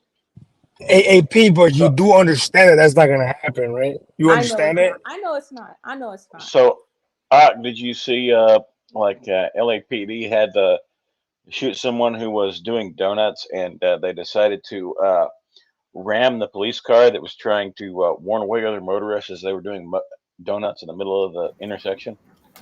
No, I didn't see I got that in the back chat. I got that in the back chat from Twitter. Is it like a BLM thing going on over there? No, it was just literally like it wasn't even a street takeover. It was just doing donuts in the middle of the intersection, and a police officer showed up to kind of warn other motorists to avoid it, and decided to go ram the police car multiple times with his car, and he ends up getting shot for it. Look how hard it is to get shot by a cop. I mean, killed in one of the most dangerous cities in the country. How many times did he ram that cop car? What one is too many, Ak. At least 4 times before he got shot. Wow. And That's like attempted murder with a deadly weapon. I think that's what they consider that as. And who knows? The district attorney will charge him with a misdemeanor. I don't even think they would charge him with that. Yeah, I mean the cop is sweating bullets right now. That cop put all those people at risk. Okay, Yeah. He cannot just be discharging his weapon freely like that. This right here though, staggering. This is a staggering stat, man. Because one thing that's never talked about in the police shooting BLM bullshit is the environment, the jungle that these cops are policing. Like these cops are policing a place where killers are fucking everywhere. I'm talking about real deals. Murderers are lurking in every corner, in every breezeway, on every porch stoop. And they catch them and they're let off on a bond, or they're let off on technicalities by Kim Fox. Yeah, but besides that, the fact that the cops are policing that environment, if they shot 100 Sunmen a fucking week, it would make sense. You're talking about environments where you can have fucking 100 people shot in a weekend and 20 people killed in a fucking weekend and shit. Well, the rest of the community would be very much safer if they did. I think. Go ahead. Well, Reese from Philly put it well. The cops have a better record than Michael Phelps. Exactly. I think the problem is that the cops do such a good job. I think if they literally shot, like in this case, let's just say 4,000 people have been murdered in the last 7 years. Blacks have been murdered in the last 7 years in this city, and 4 unarmed black men have been shot. Let's just say in that amount of time, 400 unarmed black men have been shot. There's no way there could be more outcry. There's no way they could do more than what they've done with the George Floyd and the bullshit and all the BLM shit the last 10 years. Because if there were more ARC, they will have a variety of names. Notice they always call out the same people over and over and over again. Because like you said, it doesn't occur as much as they like to say it does. I think it should occur more. I think if it occurred more, there would be less outrage. Well, even across all the U.S., across 20 years, they only have about 70 or 100 names total that they call out. But I don't understand why some people don't understand what you just said. Because it's abstract. It's abstract. Because wicked, it's easier for them to believe a lie and not have to accept responsibility than accept the responsibility that the people they always talk about were so-called brutalized by police were pieces of shit. That if in their own communities, they would have shot them themselves. And that's the bottom line. Yeah. You know those men that John Burge, the detective, they claim he tortured, his team tortured. I don't know much about it. Maybe some of them were innocent, but they were with that shit. They were disciples. They were vice lords or whatever the fuck. Mickey He Culver. he wasn't grabbing dudes from fucking the university. Mm-mm. Well, speaking of BLM, BLM has a travel advisory. Hit one if you're familiar with the NAACP travel advisory for Florida, because Florida is so not safe for black people. Well, BLM has a travel advisory for people visiting New Orleans, man. Let's see what BLM has. BLM's travel advisory for people visiting New Orleans. Tourists, your best bet is to stay on Bourbon Street, stay around Canal Street. Like, that's your best bet, because everywhere else you're gonna get finesse, you're gonna get jugged, or you're gonna get robbed. It's gonna get into some that you probably can't get out of. If you're a tourist, your best bet is to stay on Bourbon Street, stay around Canal Street. Like, that's your best bet, because Stay with the gliders. you're gonna get finesse, you're gonna get jugged, or you're gonna get robbed. Well, yet that shooting occurred on Medina Street, 2.5 blocks from where I was signing paperwork, where they shot the Sunman waiter outside of Medina's bar and hit 2 other people, killed him. You were there that night? I was there I was there at noon, and I had left by that time. I was all the way on my way back to Texas by that time. I was already at Texas by that time. I was not staying in New Orleans. You can feel it. Can you feel it when you're there? No, I had been there. I had been watching what was going on in New Orleans, and I was not going to stay the night in New Orleans. It was a 5-hour drive down there and a 5-hour drive back, but I was not going to stay there. Yeah, he felt it. Yeah, exactly. Johnny said, "Who needs sleep?" Well, I wasn't there long enough to feel anything. I took off about 4:30 in the morning, and I got back about 8 o'clock that night. So I wasn't going to stay there. Johnny weighed his odds. Drive sleep deprived or stay in New Orleans. But I did stop by. I did stop by and drop a bear and a bear and a miniature bear for that woman that was killed in Baton Rouge a couple months ago. Really? At that party. Yeah, I was there for about 3 minutes. I just dropped off and left. You talking about the pregnant woman? Yes. Oh yeah, that's such a sad story. She only had one little bear at her. That's the one who had one little bear on her memorial when we did the video. That's the bear that Johnny put down. No. I put a second bear there and a little miniature bear for the unborn child. Salute to you, Johnny, man. Slim74 says the shots fired, alarms going off, and 5 sunmen getting wasted right now, all the time. Yeah, some people we live in a different world where, like, we're almost like the children. Like my daughter, right?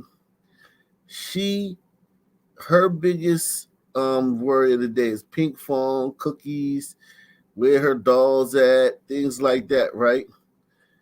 And me and my wife, we worry about the bills, you know what I'm saying, packing for the plumber and all this type of shit. Taking care of her. Yeah, exactly right.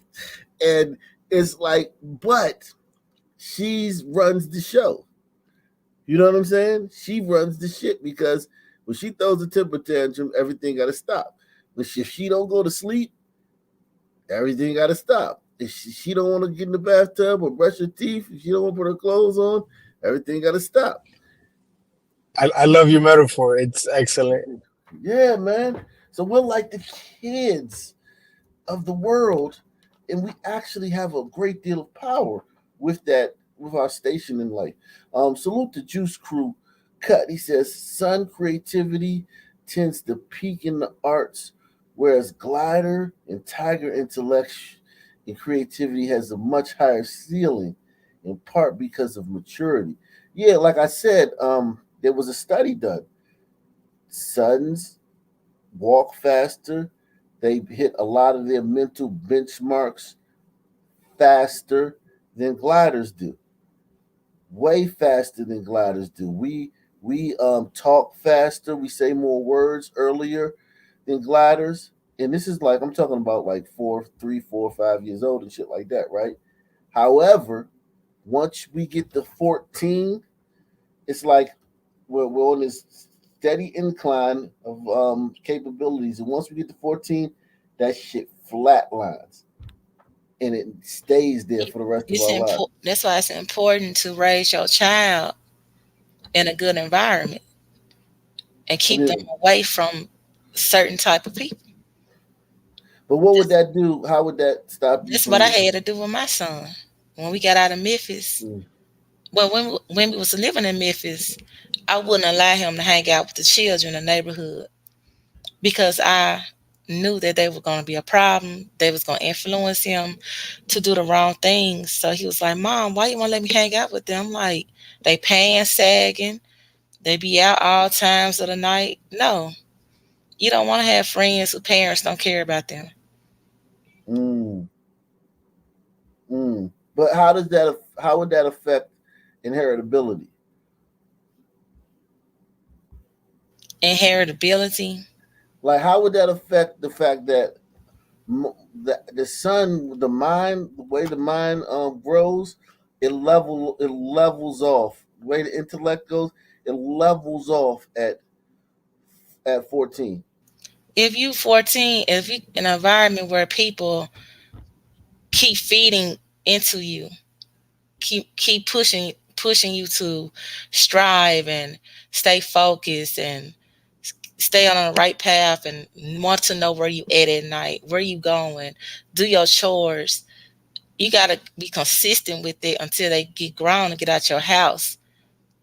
But if you just, by the time you get 14 and your parents don't care about what you're doing, you're going to be 18, 28, 38 years old, don't have any self-control, dirty, don't care about working, just become a disgusting human being, basically.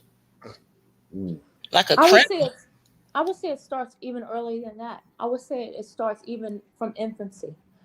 And when you look at, especially, and that's the reason why we have such a high delinquency in Western culture versus the Eastern culture, there's a level of respect in Eastern culture they have, even from they're taught at an early age. And along with those things and those principles as you guide along, that restraint and all of that comes along with it as well. So by the time they get to be a teenager, they will still go through some sort of rebellious stage, but they know there's a point they won't go beyond. The problem that we have within the Sun community is that these kids, they haven't had no boundaries their whole life. They might get beat or cursed at or whatever, but that's not parenting, right? So the nurturing and all of that comes along, that goes as a child matures. And that also helps with brain development as well. That's why mothers are encouraged to breastfeed their children for long periods of time. All of those things help with brain development. So by the time a lot of these kids are 14 or 15 years old, they might have little grandma, whatever like that. But as far as having the structure in a nurturing environment, they haven't had that. So that's why it's easy for them to just blow your head off. and not even think about the consequences of it.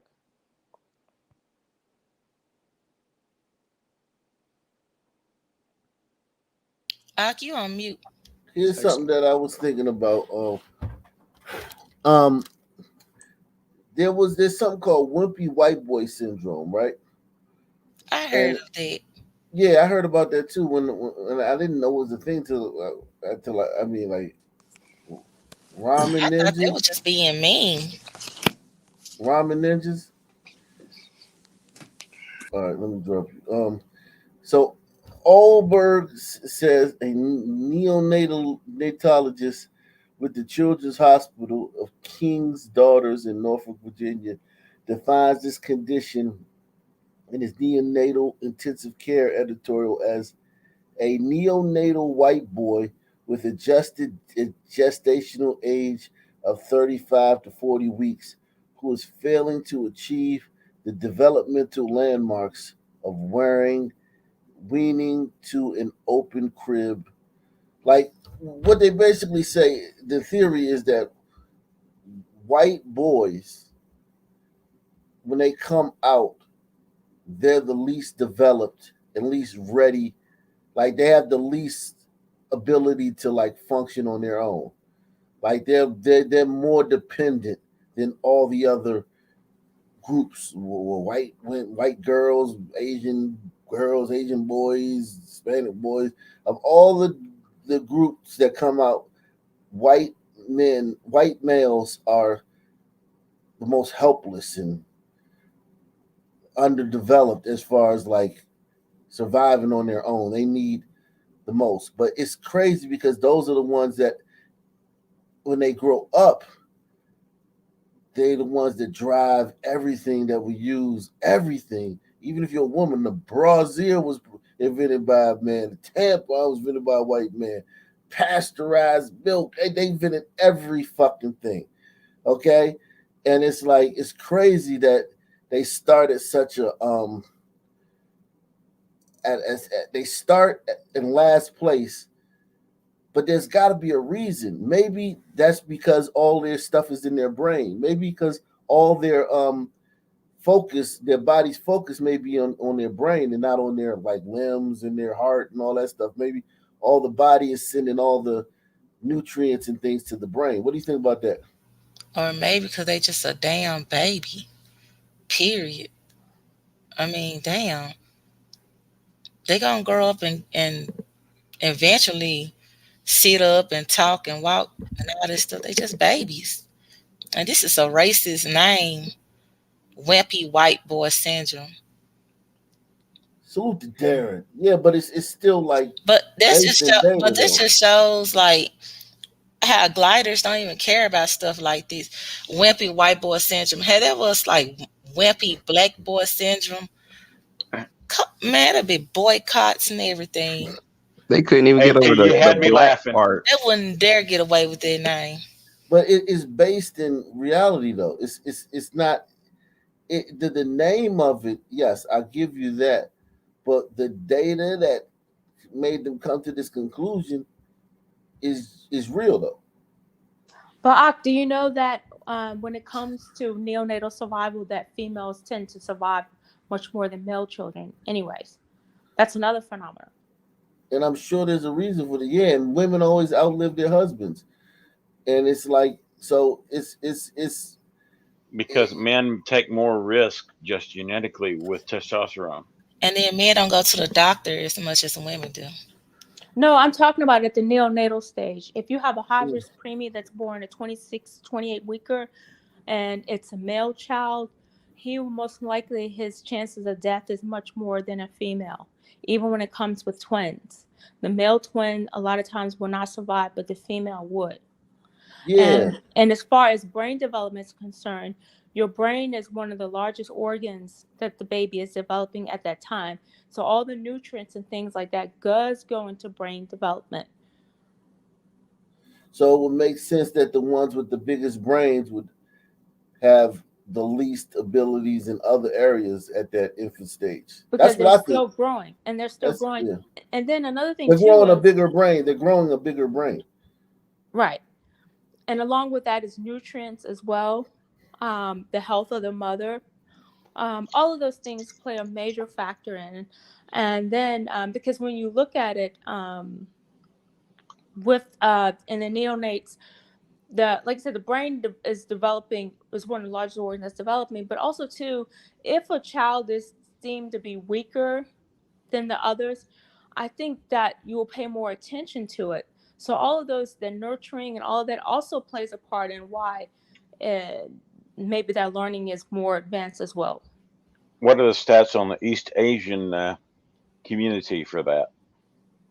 You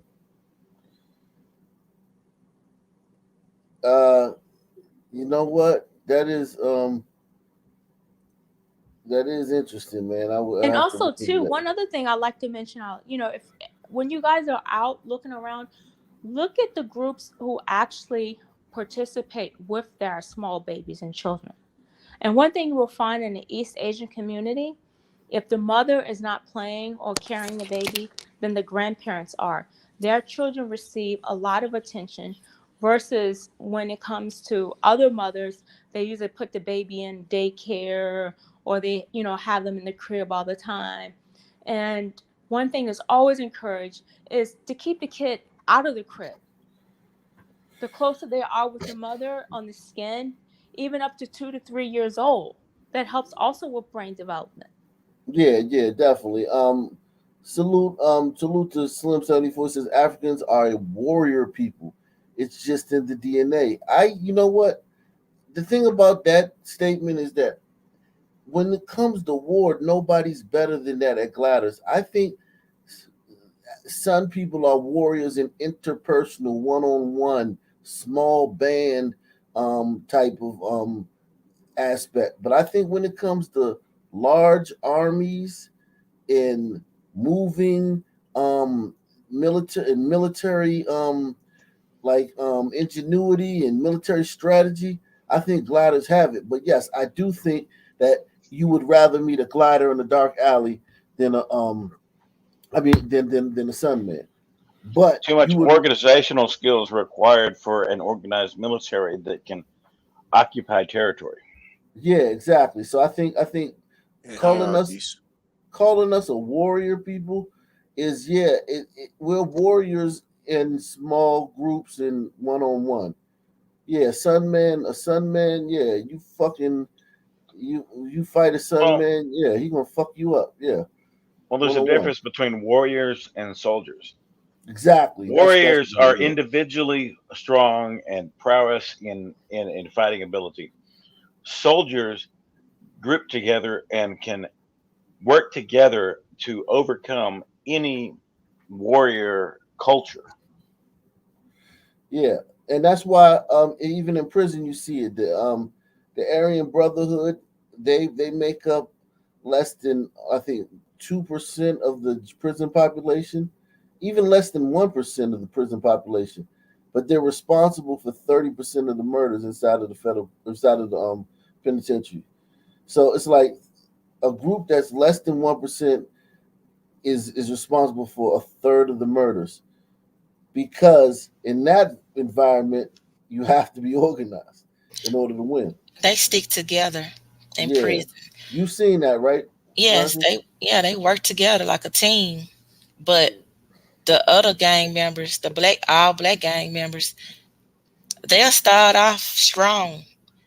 Then by the end of the week, they sticking each other, snitching on each other. Somebody got to go to the hole. It's a mess. It goes downhill very fast, right? Yes, I'm not gonna lie. Sometimes I feel like a lot of those black men want to join the Aryan Nation gang because they're so damn organized. Yeah, I would too. I would want to join the Aryan Nation too. Salute to Smoky Treats. Says salute to Ak in the panel. Yeah, man. I mean, but I just think it's interesting that white males start off so weak and feeble that they have, it's called wimpy white boy syndrome, man. That is crazy that and then it's like c'est la vie, man. You never can tell, man. You know what I'm saying? You never can fucking tell how shit's gonna turn out, man.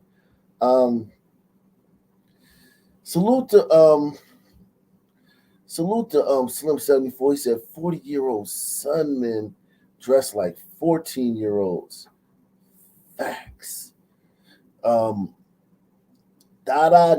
Narikin says Candace Owens did a YouTube video on crime stats on murder that shows sons are responsible for a whole lot. Please read off numbers. 65 cities in USA. Video was from Tuesday, I think. You said Candace Parker. Isn't she suspended? Huh? Yeah, YouTube I don't gave know. her a strike over the wonderful gender changers. Yeah, she said Uh-oh. something about some gay people. Yeah, yeah. Yeah, all transgenders, whatever sex you are, you can be that. Yeah, if you say you're a woman, man. You more of a woman than a real woman, man. Don't be talking about them Transformers. Yeah, man, you the women, you the best women that ever women. Which one is it? You said it had. What was she talking about? She said Juneteenth when she was talking about Juneteenth. Is that the one you're talking about? Well, on Rising Crime News has on every one of her videos ends with a 12 Rising Crime News. I thought you said Candace Owens. No. She was talking about Candace Owens, but You Rising talking Crime about News Rising Crime News? Okay. ends every video with a graphic that says 1280. 12% of the population commits 80% of the crime, right?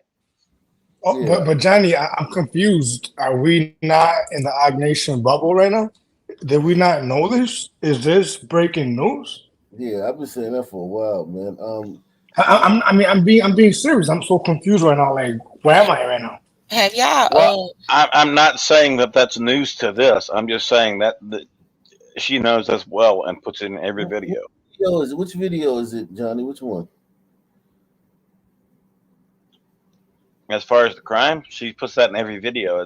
It's the closing credits. You said she had stats in one video that she did. Which one is it? Can you tell us on the screen? Which one is this? Well, she did the weekly crime reports. Usually do murder rates and race. There, that's a good one. Which one? Which one? Murder rates. Murder rates and race. That's a good one. Drop the gun! Show me your hand! I subscribe to Rising Crime. We hear all the time about murder rates in cities, and everyone knows the larger the number, the worse it is. But a city's murder rate isn't equal for all people. Depending on your race, that number may be higher or lower. So let's take a look at 3 cities in America with large homicide rates: Chicago, Baltimore, and Milwaukee. I'll be using 2022 numbers, but in all of these cities, the 2023 numbers are following pretty close in line. So in 2022, Chicago had a murder rate of 26.6, Baltimore 63, and Milwaukee 40.7. That's per 100,000. But breaking things down further, we'll see in Chicago, which had 692 homicides, and we removed the ones listed as unknown, so we had 672 to work with. We saw that 78%, or 526, were of blacks, 13%, or 86, were Hispanic, 8%, or 55, were whites, and less than 1%. And now think about this. Half of these whites were killed by sons. Half? You're being awfully generous. I want to say about 70%. The reason I would say half is because you have domestic incidents and you have crackheads. Yeah, I mean, yeah. Crackheads. And then you have some white boys that's in gangs too. Yeah. Not really. Right. This can't be in 2 days right now. all right, let's just say half, right? So that would leave about 27, 28 murders for gliders a year.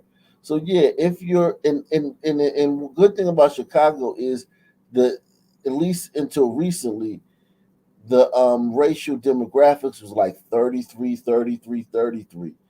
It was like they all had the very similar amount between black, Hispanic, and white. I don't know how it is now, but historically it's been like 30% white, 30% Hispanic, 30% black. Chicago is like that, and considering the Black and Brown coalition, you know, we neck and neck. Yeah, and it's like, yeah, this Black and Brown coalition, man, like it's literally the same amount of fucking Hispanics here as Black people. There's nothing. These two groups, you can't tell me that they're fucking same, man. Right, and me growing up here, me being familiar with here, the Hispanics here, they're violent. They are, and even then, yeah, it's just And it's not weird. all the Hispanics, because if you were to break it down by region, which Hispanics are they talking about? Are they talking about Colombians, Puerto Ricans, Venezuelans, Mexicans? well, in Chicago, it's basically Mexicans. There Well, you go. Chicago is 30% Suns. That says 48.69% white, which probably includes some Hispanics, and doesn't Yeah, have Hispanics listed. yeah, no, But you area are. vibes. No, it's a lot of Hispanics in Chicago. But I'm telling you, I'm telling you right now, and I say this way, I say this 10 toes down. There's violence here with the hombreros. Even then, Yeah, look at that number. And, You and even can't when you think talk they about the Asians, it's not all the Asians. Are you talking about Chinese? Like when it comes to violence, like you'll have more violence among the Cambodians right. Exactly. Yeah, the versus the Cambodians. Chinese or Japanese or Koreans. Every now and then you have Bangladeshis, Thais. right or Vietnamese, but it's mostly those camos and the Yeah, Pacific Islanders. the brown ones, the brown Asians. Yeah. Yeah, yeah. Yeah, something about having brown skin, man. But yeah, this is staggering, man. This right here is staggering. Just looking at the breakdown. Or 3 were Asian. Blacks are 29% of the population, whites 48%, Hispanics 10%. Yeah, that white 18% of those are fucking white Hispanics that classify as white. Because I've seen a lot of I've done so many videos of Chicago demographics. This is that white Hispanic thing where they break it down. they make us. They for a long. I mean, I don't know. I think it's changing now, but they will make us check as white. Yeah, it's breaking down. It's not They 48%. they started asking me, like when I go fill paperwork out and stuff, they'll ask me, are you Hispanic or non-Hispanic? And I'm like, I'm Black, I'm African American. Yeah, but are you Hispanic or non-Hispanic? Like, what's up with Yeah, like that? are you like fucking Puerto Rican? No, you Dominican or you know what I'm saying? Like, are you Puerto Rican? That's they asking. Are you Dominican? Are you Puerto Rican? Are you fucking whatever the fuck Brazil? Whatever country that they talk about black Hispanics be in. Latin X type shit. Yeah. Whoa. And Asians 6%, making the murder rates in Chicago with an overall murder rate of 26.6 for blacks 70, Hispanics 33. Think about this: 70 out of Am I in this 100,000 bitch? black. Yo, who is this, man? What are you doing, man? This guy, what's up? Whoa. I'm just trying to catch up to the speed here. I mean, what's that? What's going on, man? What's up? Who are you? Shit. This is this guy. You know what I'm saying? I've been fucking with you for a minute though, man. Straight up, man. The blacks, they be getting it in, son. Where you from? Shit. Grew up in Louisiana. Brianaville? No, that's Yeah, Louisville. nah. That's Louisville. That's Louisville. So, what do you think about this? What do you think about what we're talking about right now? I think should look about right. I know the Yeah, niggas basically. they be going off. They be doing their thing, you know what I'm saying? They be fighting with each other all the time and all that. The Are you Hispanics, white I or know black? they get it in, but I'm black, man. Nah, because them Louisiana white boys sound like brothers, man. They You sound never like know. they. You never Yeah, know. I feel you, bro. I feel You you, never man. know. Bogalusa? Usually, Yeah, exactly. people always say I just sound like I'm white anyway. So Yeah. Salute to Dada Rican. What's up, man? You gotta unmute yourself, man. Hey, what's up, guys? What's new, man? Not much. Listen, it's the video on Tuesday. It's called Juneteenth is Ghetto and Made Up. And I tried sending a super chat, but the algorithm, I must have put something in it ain't like. No, that's okay. So you saying that's the Candace Owens video to watch? Yeah, it says Candace Owens podcast. And if you go on it, the title is Juneteenth is Made Up. And like 10 minutes in the video or something, she has a breakdown of 65 cities and who's Okay. doing We'll the go to that stats. next. It is We'll do that. great. We'll Trust do me. that Check next. it. We'll do that All right, next. I'll talk to y'all later. All right, thank you, bro. Hey, I really quick too. If I could just throw this in real quick. I don't want to mislead the nation, right? When I misspoke earlier when I said the hombres were the Mexicans. I got to give credit to the Puerto Ricans too. My bad. Yeah, Puerto Ricans be doing their thing with the violence. Hispanics 33, whites 4.4, and for Asians 2. So you can look at these numbers and say to yourself, if you're white or Asian, Chicago is a very safe city, at least as far as homicides go. Baltimore is similar in that they reported 355 homicides in 2022. Again, removing the unknowns, we get 85% were Black, 4% white, 2% Hispanic, and less than 1% Asian. The rest were listed as other. In Baltimore, Blacks make up 62% of the population, whites 30%, Asians 2.5%, and Hispanics 2%. The overall murder rate in Baltimore is 63. For Blacks, it's 60, Hispanics 36, Asians 9, and for whites 5.9. Yeah, like Hispanic. I didn't know Hispanics were doing it that big in Baltimore. But yeah, it's Hispanics make up 2% of the population, and they have a fucking murder rate of 136 for every 100,000. The sombreros. These are not sombreros. In Baltimore, that's hombritos, man. That's the Central Americans or what is it? Yeah, that's central, and yeah, that ain't Islanders. And it's frustrating because the mayor of Baltimore and Chicago, it's like they don't care. I mean, yeah, but it also, what can be done? Like, think about it. What can you do about this shit, man? This shit is a huge conundrum, man. Like, I mean, I get it. They don't care about like prosecuting the criminals, and really that's the DA to a certain extent. But like, if you're the mayor and in order to win the mayorship, you have to run on programs and fucking black people are victims of this and victims of that. So you have to run on that just to get to be the mayor. Just to get the glider vote. Exactly. It's costing a lot of people to lose their lives.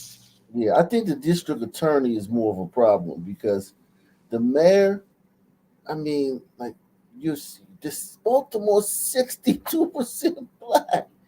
It's a lot of and the gliders. The gliders have a nasty tendency to see if you are fulfilling your promises or not. The black vote, they don't care, right? Even if they act like they don't know or they trying to find like some kind of funny thing, they know what it is going on. Have y'all ever seen the movie called The Blackening? No. Nah, it just came out, right? Yeah. I don't know. That movie, in a movie, the black people that was getting hunted or whatever, and in the whole movie they were just bashing white people, just talking so bad about white people. It was like a woke movie. Yeah. And in the end of the damn movie, it's a spoiler alert. Okay. And ain't no one here gonna watch that movie. The murder. I'm just saying, I don't know if people might want to watch it. In the end of the movie, the person that tried to kill him was a damn black man. Yep. They did all that talk about white people, and it was a black man that was trying to kill him because he voted for Trump, and they picked on him. Oh my God, that's wait. Did he literally in the movie vote for Trump? Yeah, he told them that he voted for Trump, and they got mad at him. and they had to vote somebody to get killed or something. And no, they had to vote the least blackest person or something like that. And the man said he voted for Trump. And in the movie, one of the girls tried to fight him because he voted for Trump. I hope that movie wins every single award and whatever fucking award show they do at. Yeah, that They It movie don't is do deserves that it. type of award, probably. that's propaganda because Trump supporters are doing all the killing in the black community. Yeah. So does that mean 36, like people are like Asians 9, people and for being whites like 5.9. And in Milwaukee, things are very similar. Milwaukee had 224 homicides in 2022. 188 or 84% were black, 18 or 8% were Hispanic, 11 or 5% were white, and 2 or 1% were Asian. The population is 42% white, 39% black, 8.3% Hispanic, and 4.6% Asian, making the city's murder rates overall 40.7, but for blacks 87, for Hispanics 30. 87 out of That's 100. terrifying. Blacks are getting hurt. Oh my God. 9.6, for Asians 7.2, and for whites 4.8. Baltimore was the worst for whites at 5.9, which is, for an American city, really good. Baltimore was also the worst for Asians at 9. Hispanics were in the 30s in all three cities, but highest in Milwaukee at 39.6. And for blacks, the number was the highest across the board, but the worst in Milwaukee, where it's 87. Chicago, which is generally touted as the bad guy when it comes to crime in America, is safer for all races except blacks when it comes to murder rates. These three cities all also have one more thing in common: declining populations. Chicago has dropped by 1 million people since its peak in the 1950s and 60s. Baltimore has dropped by 40% from its peak in the 1950s, and Milwaukee's population has dropped by 25% from its peak in the 1960s. Declining populations and rising crime, none of these three cities would be considered safe, but they are much safer for some over others, depending on your race.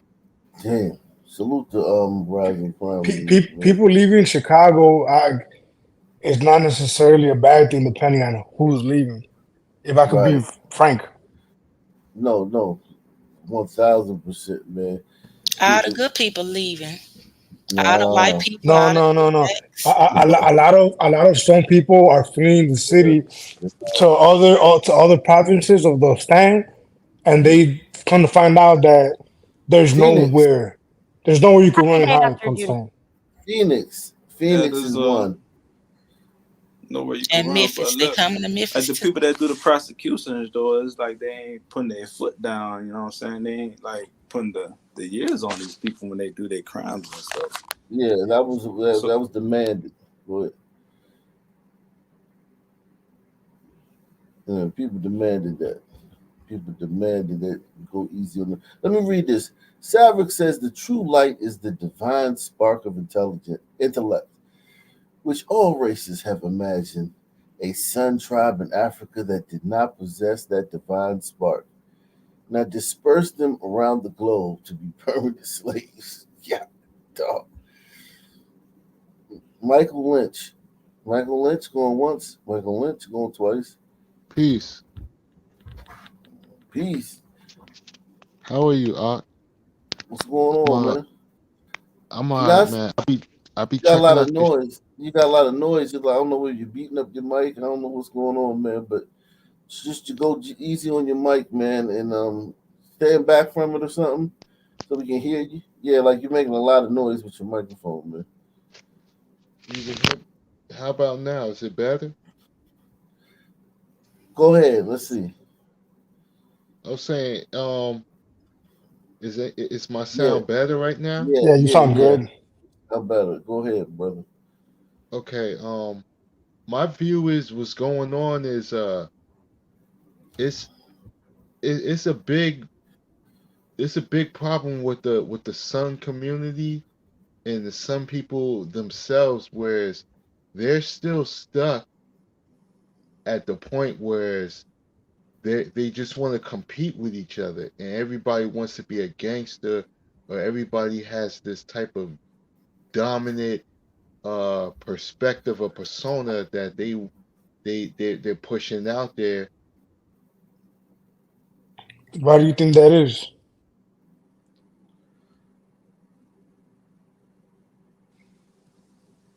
Aka says something like that. He's like talking about they enjoy emasculating. So they just be trying to emasculate and trying to prove their dominance over one another. And it just keeps going and spirals and keeps spiraling, and that's what it But why seems is like. that? Is it nature or is it nurture? Are they taught that or is it in them? It's a good question. Shit, I don't know. From what I see on I think Instagram, they hate it's white in them. I think that it's in them. It It's has in a their lot to do DNA. with it has a lot to do with nature, but nurture can mitigate that. But we don't have a lot of nurture going on. I believe that it's a Ain't no hardware nurture issue. in the fucking black community though, you know what I'm saying? I mean, like other from what, the mamas? You know what I'm saying? Like niggas Well, be black fathers are the most involved parents. I just argued with a dude on Instagram who posted bull crap, and I'm like, well, if they the most involved, how come the single mother is 72%? And what do you see And with I he your looked at. eyes? deleted the comment section because We I was had people on that him. looked at that study. It was about 7% of the fathers are that involved in the home, and that is what they based the study on for that article. Yeah, and also like when you ask people questions, they're gonna when you asking the actual person the question, like if you came up to a bunch of guys on the street and you said, how would you rate your dick? Would you say it's small, medium, or big? You're gonna come back with Huge. 2% of men say they have a small dick. The glider's gonna tell the truth. I have a small wee wee, man. It's tiny. Oh God, It's little. Oh, my goodness. Jesus Christ. Microscopic. Slim74 says black Democrats are the same as drivers that ran the plantations. The drivers got their own quarters. They enforced the plantation rules. Black history covered. Yeah, slave drivers are something that's really not talked about a lot. Like As the long as you're black, talking about the political leadership, not just regular Democrat voters. but the blacks that the order on the plantation was kept by blacks. The whippings, the vast majority, the vast majority of the whippings that were done on plantation were done by blacks. But Yeah, blacks are pretty successful in this country. They are. I mean, yeah, I think me and you have said it before, and I think it gets lost in the sauce. But me and you have said how it just seems that unfortunately the blacks have the most debaucherous people, but everybody has debaucherous people. yeah. Well, the ones Blacks that are are more willing to do work xenophobic. and willing to put in effort, they succeed. The ones that just They, want to take from others, they're the ones that are living in poverty. look, black folks are successful in this country, like it or not. They are. Yeah, They are. exactly. We're free. And then the good, like we said the last show, the good children, the good black children, they're not gonna help them. They're not Well, gonna get them a free scholarship. They're not gonna. Your daddy gotta get killed by the police to get a free ride to college. well, Yeah, look what black poverty is in America. It is literally, oh yes, you get to stay in this house, you get to get food given to you, and you get to waste time just sitting around shooting the breeze, going around robbing people, and that you get that. Getting an eye bond, going home, do it again. Whereas in I mean Africa, like you're with actually starving if you're below the poverty line. I think Yeah. the biggest problem Speaking that on that not free just us, scholarship thing, the I was problem gonna with say sons. like AP trying to talk, y'all. Yeah, when AP talks, we all just fall back. No, that's when Wicked like the talk, free y'all. When she... scholarship thing though. I think that a lot of black kids just don't have like the proper guidance with it. They don't know how to pursue it. I know when I was going through high school and stuff, I had no idea how to like pursue the scholarship or where to look for it or who to talk to for it. You know what I'm saying? Sometimes they just don't have the proper people to show them the direction to go to get the shit. I think I just read how over here the Sun Kids got a record-breaking amount of scholarships for college. Well, all you have to do to learn how to get scholarships is ask for help. Problem is, asking for help is considered not manly or not needed in the black community, right? Unless you're asking to help to shoot somebody, But right? my problem is, if you're born free in this world right now, if you're born free into America and you have that freedom, why are they still pushing this slavery thing? Why are they still mentioning? It's a whole new era. You know, Because slavery there's was the money to be hustle. made into it. They're making There, money there were off of black it. slave owners, all that. They don't want to talk about all that. I mean, there's two great books that I feel everyone should read. One of them is by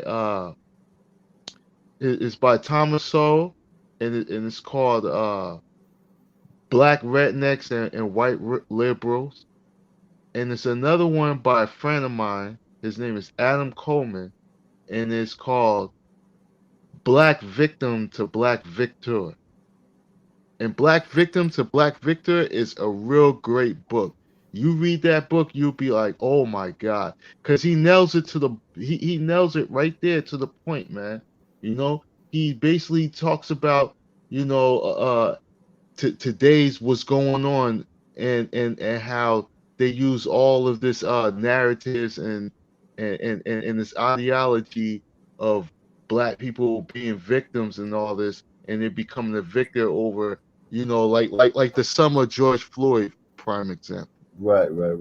Yes. You know, Yeah. and I feel like, you know, black people, they keep victimizing everything that, you know, they're trying, you know, they're doing or whatever. And I'm a black man myself, and I'm 44 years old, and I feel, you know, it's embarrassing, and it's getting to the point is disgusting, you know. And I watch Ock Nation all the time, and I like the old format too, you know, how Ott started his show and everything, and to now In the car. how it is. It's a great show, you know. People, the people town always hall. need to check this show out. I tell everyone to peep this show out.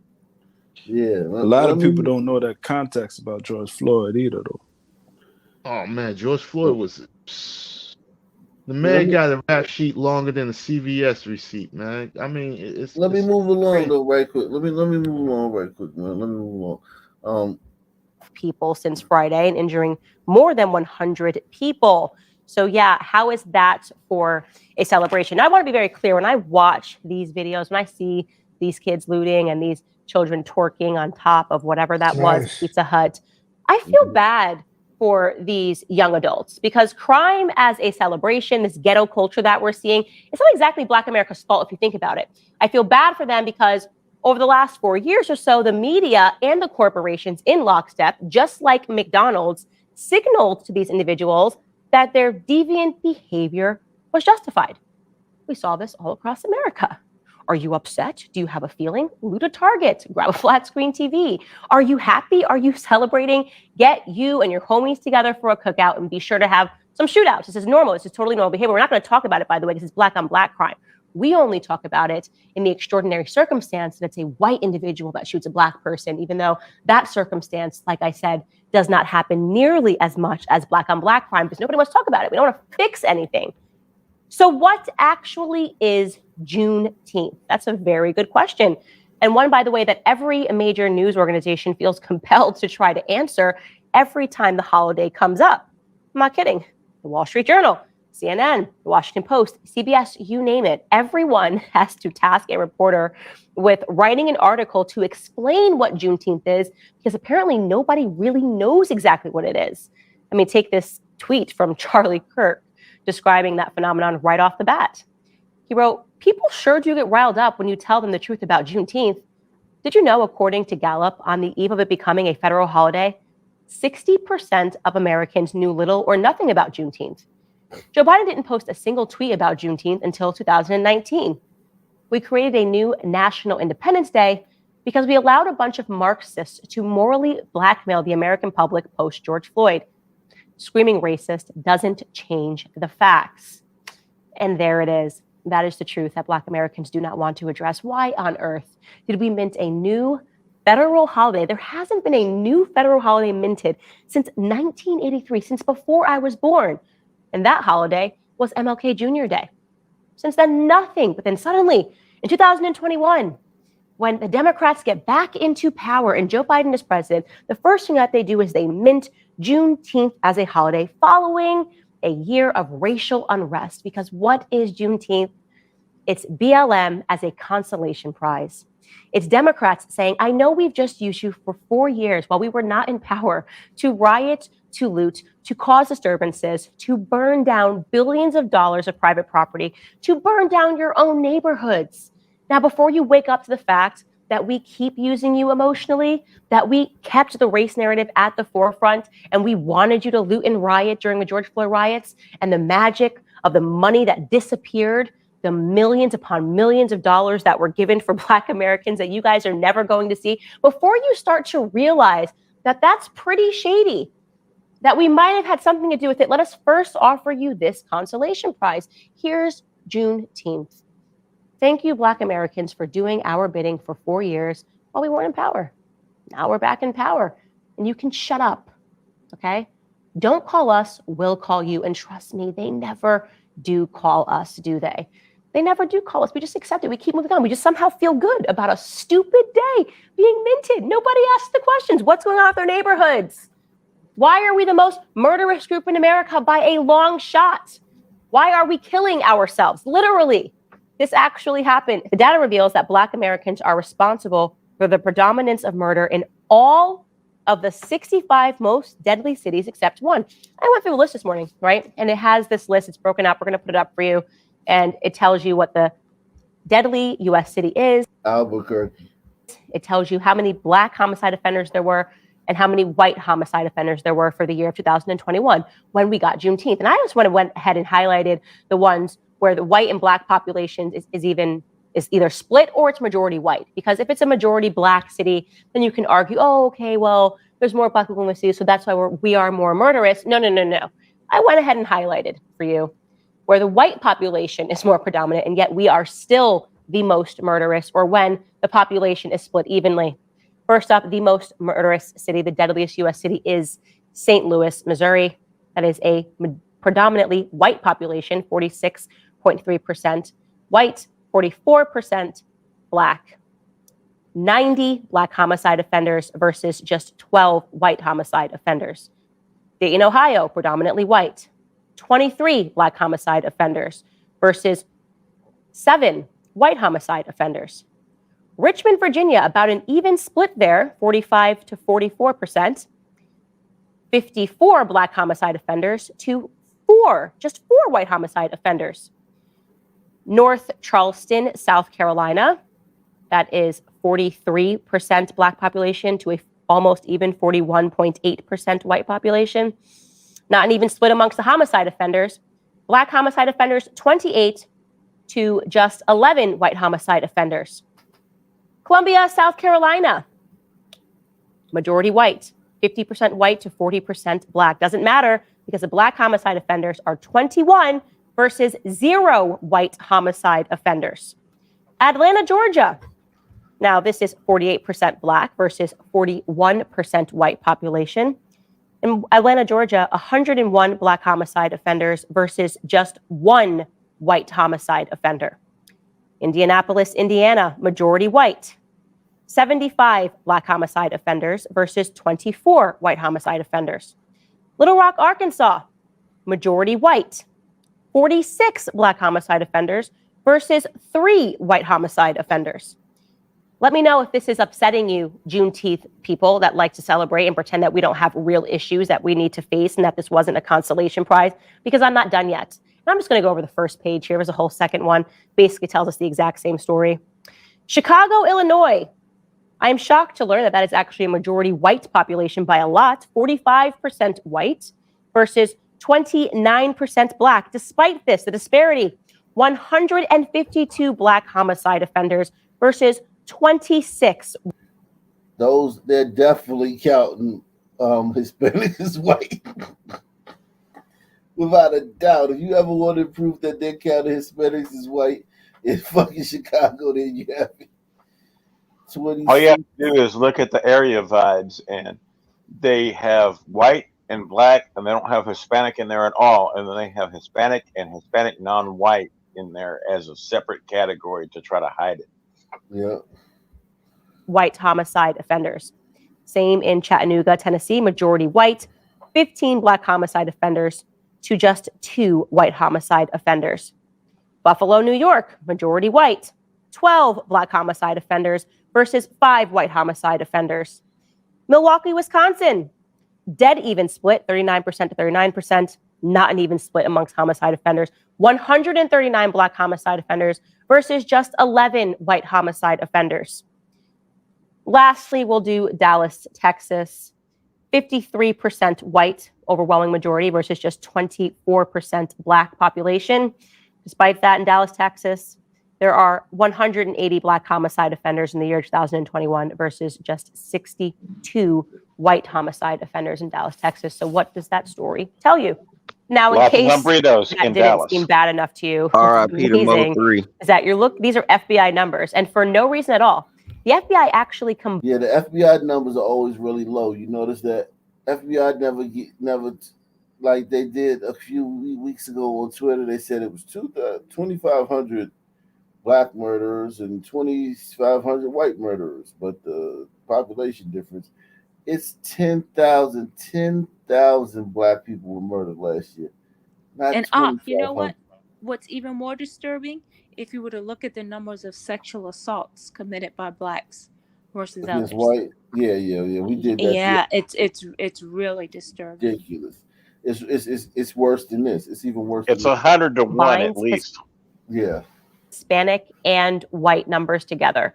So those white numbers, which pale in comparison to Black numbers, also includes Hispanic men, just so they can make it look like Black men aren't as murderous as they actually are. That's the truth. As I said, we are the most murderous group in America, and it is not getting better. The crime rates are going up astronomically.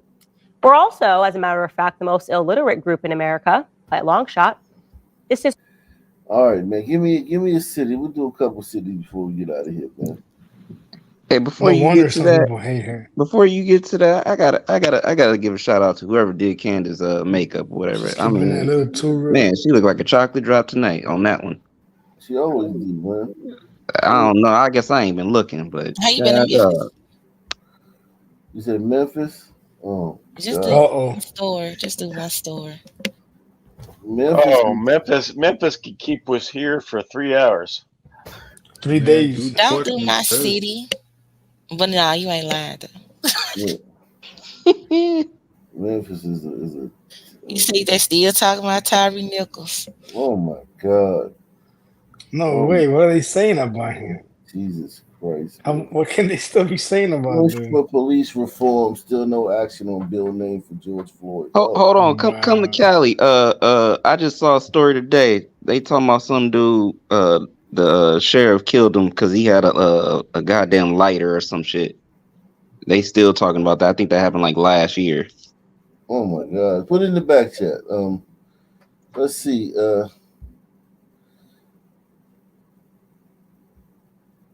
In Harbortown, police are looking for 2 men who allegedly robbed a woman at gunpoint and tried to kidnap a teenage girl shortly thereafter. Both incidents happening just minutes apart.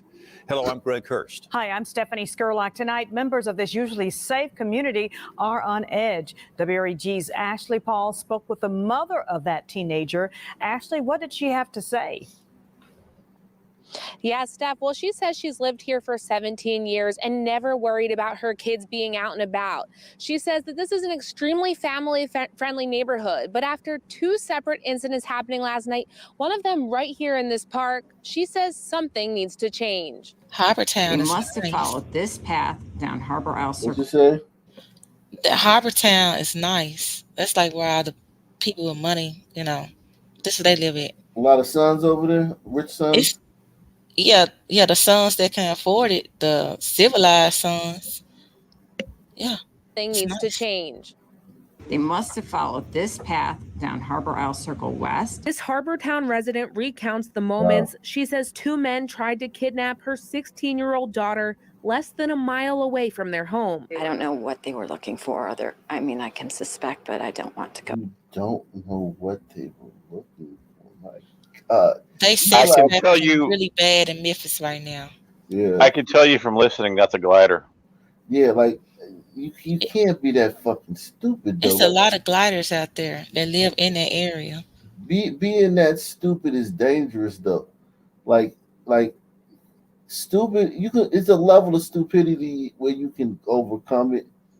Being this fucking stupid, it's really hard. Like, yeah, your husband provided you with a great life, and you know your parents provided you with a great life. But come on, glider woman, you can't be that fucking stupid. Her 16-year-old Mama always daughter said, stupid less is than as stupid does. a mile away from their home. I don't know what they were looking for. I mean, I can suspect, but I don't want to go there in my mind. She doesn't want to be identified, but says she was driving home from a workout with her daughter when her daughter got out of the car near Greenbelt Park to watch the sunset. A little while later, I get a call. See, that's what I'm saying. Like, I don't know. She don't realize she lives in Memphis. Like, she's in the heart of Memphis. Oh, this is in the heart of the city? Yeah, this downtown. Right down the road is Frazier. And then you got North Memphis, not far from Harbor Town. And then you got West Memphis across the bridge. Sounds dangerous. Yeah. She's in a really nice area surrounded by the ghetto, basically. And she's gonna watch the sunset. Wow. You used to be able to do that back in the day with no problem. Watch the sunset when? All the time. Oh wow. Like gliders, they didn't really mess with gliders like that. Oh, okay. Out of the car near Greenbelt Park to watch the sunset. A little while later, I get a call from a frantic neighbor saying, please come get your daughter. She's scared. She feels like she was, a victim of trying to be kidnapped. And I agree. According to police, the team was walking east on Harbor Town Boulevard when a car, seen here in a neighbor's surveillance camera, abruptly stopped and the passenger door opened. The girl ran off out of fear, and a neighbor who witnessed this happen stepped in to help. She called to my daughter. She brought her inside the gate fence, and the car that had abruptly stopped immediately, they closed their door and they took off down the street. In fact, reports say this was the suspect's second time to strike that night. Just minutes before, reports explained two men in a vehicle matching the same description robbed a woman at gunpoint nearby, taking off with her cell phone. When we took a deeper dive into the Memphis data hub, we discovered there has been only one other kidnapping report and one other report of an armed robbery on Mud Island this year. I'm grateful she's safe. I'm scared for her, for my own safety. I'm grateful for my beautiful community that looks after one another. Now, Harbor Town is on a peninsula separated from the rest of Memphis by a channel. So they're not even on the other side of the tracks. They're literally but the city is around them. Like you still got they still get access to them though. Yeah, but it's one way in and one way out. Well, I-40 goes onto there, so it's very easy access. Yeah. Colored older model Honda. Anyone with information is asked to contact Crime Stoppers at 528-CASH. I almost got kidnapped in Memphis back in high school, walking home from school. And I seen these people that were following me, and I asked this old lady that was sweeping the sidewalk. I'm like, hey, can you watch me? I think they're trying to kidnap me. And they pulled inside of me, and this man opened his door, and I think he was about to grab me, and she screamed, hey. And then he shut the door, and they sped off. Wow. I was 16 years old. Employees at Royal Bee Beauty Supply Store on Jackson Avenue were in for a surprise when they arrived at work. What's wrong? Beauty supply Memphis store. police say the store was burglarized shortly before 4 Thursday morning. MPD says it appears a truck rammed into the business. Curious passersby couldn't help but notice the destruction left behind. I'm just speechless. I am. I really am. The owner says the suspects got away with wigs and cell phones, among other items. This business is the latest target in a string of smash and grabs to take place across the city of Memphis. Take a look at this surveillance video taken earlier this week. MPD says a group of people attempted to break into another beauty supply store on Jackson. You see 2 cars pull up to the store and about 6 people hop out. Police say the suspects tried to break into the store. Look like white supremacy to me. I'm telling y'all, I think maybe 2 of them is probably like 16, 17. The rest of them is in their damn 30s. Damn. We need to invest in our communities. How many times have we heard that? But it's grown men. Like, it's grown men. Like, these niggas are like 35, 40. Grown men doing this. They Not enjoy teenagers. that. That's no what they want to do at consequences that at all. time. Yep. This shit is crazy though. Like, just watching the way they mill around and shit like that, you can just tell their sons they have a certain type of energy to their movements. It's just like, yeah. Yo, where's the Scorpion Squad when you need them? Right. In jail. City of Memphis. Yeah. Take a look at this surveillance video taken earlier this week. MPD says a group of people attempted. Look at it. Like, they're not even like. They're not scared or anything. They just like walking around like. And they're not organized either, too. Like, it's not like there's no purpose to what they're doing. It's kind of like just whatever. You know what I mean? To break into another beauty supply store on Jackson. Yeah. You see 2 cars pull up to the store and about 6 people hop out. Police say the suspects tried to break into the store. One even used a sledgehammer, but they were unsuccessful. 10 minutes later, MPD says the same group tried to burglarize a gas station on Summer Avenue. MPD says in that incident, the suspects were successful in breaking into the store, but couldn't access the cashier area. They had no role models. They had no father figures. You know. Nah, man. They like doing this shit. They enjoy doing this shit. This shit is what their role models do. This shit. Right. Some of those guys are fathers. And they're out there. They're grown men. This 40-year-old. They're going to be 30, 34 years old. This 40-year-old has no role model. Yeah, it's just bizarre. That's what I'm saying. They're grown. What is he talking about? People are crazy. They're trying to find they're trying to not be that black person that's coming down hard on the community. Share area. They had no role models. They had no father figures. You know. That's all they know how to do. According to the Memphis database, police have responded to at least 1,100 business burglaries so far this year. That's way up compared to the 812 they responded to this time. Yeah, but let's just think about that, man.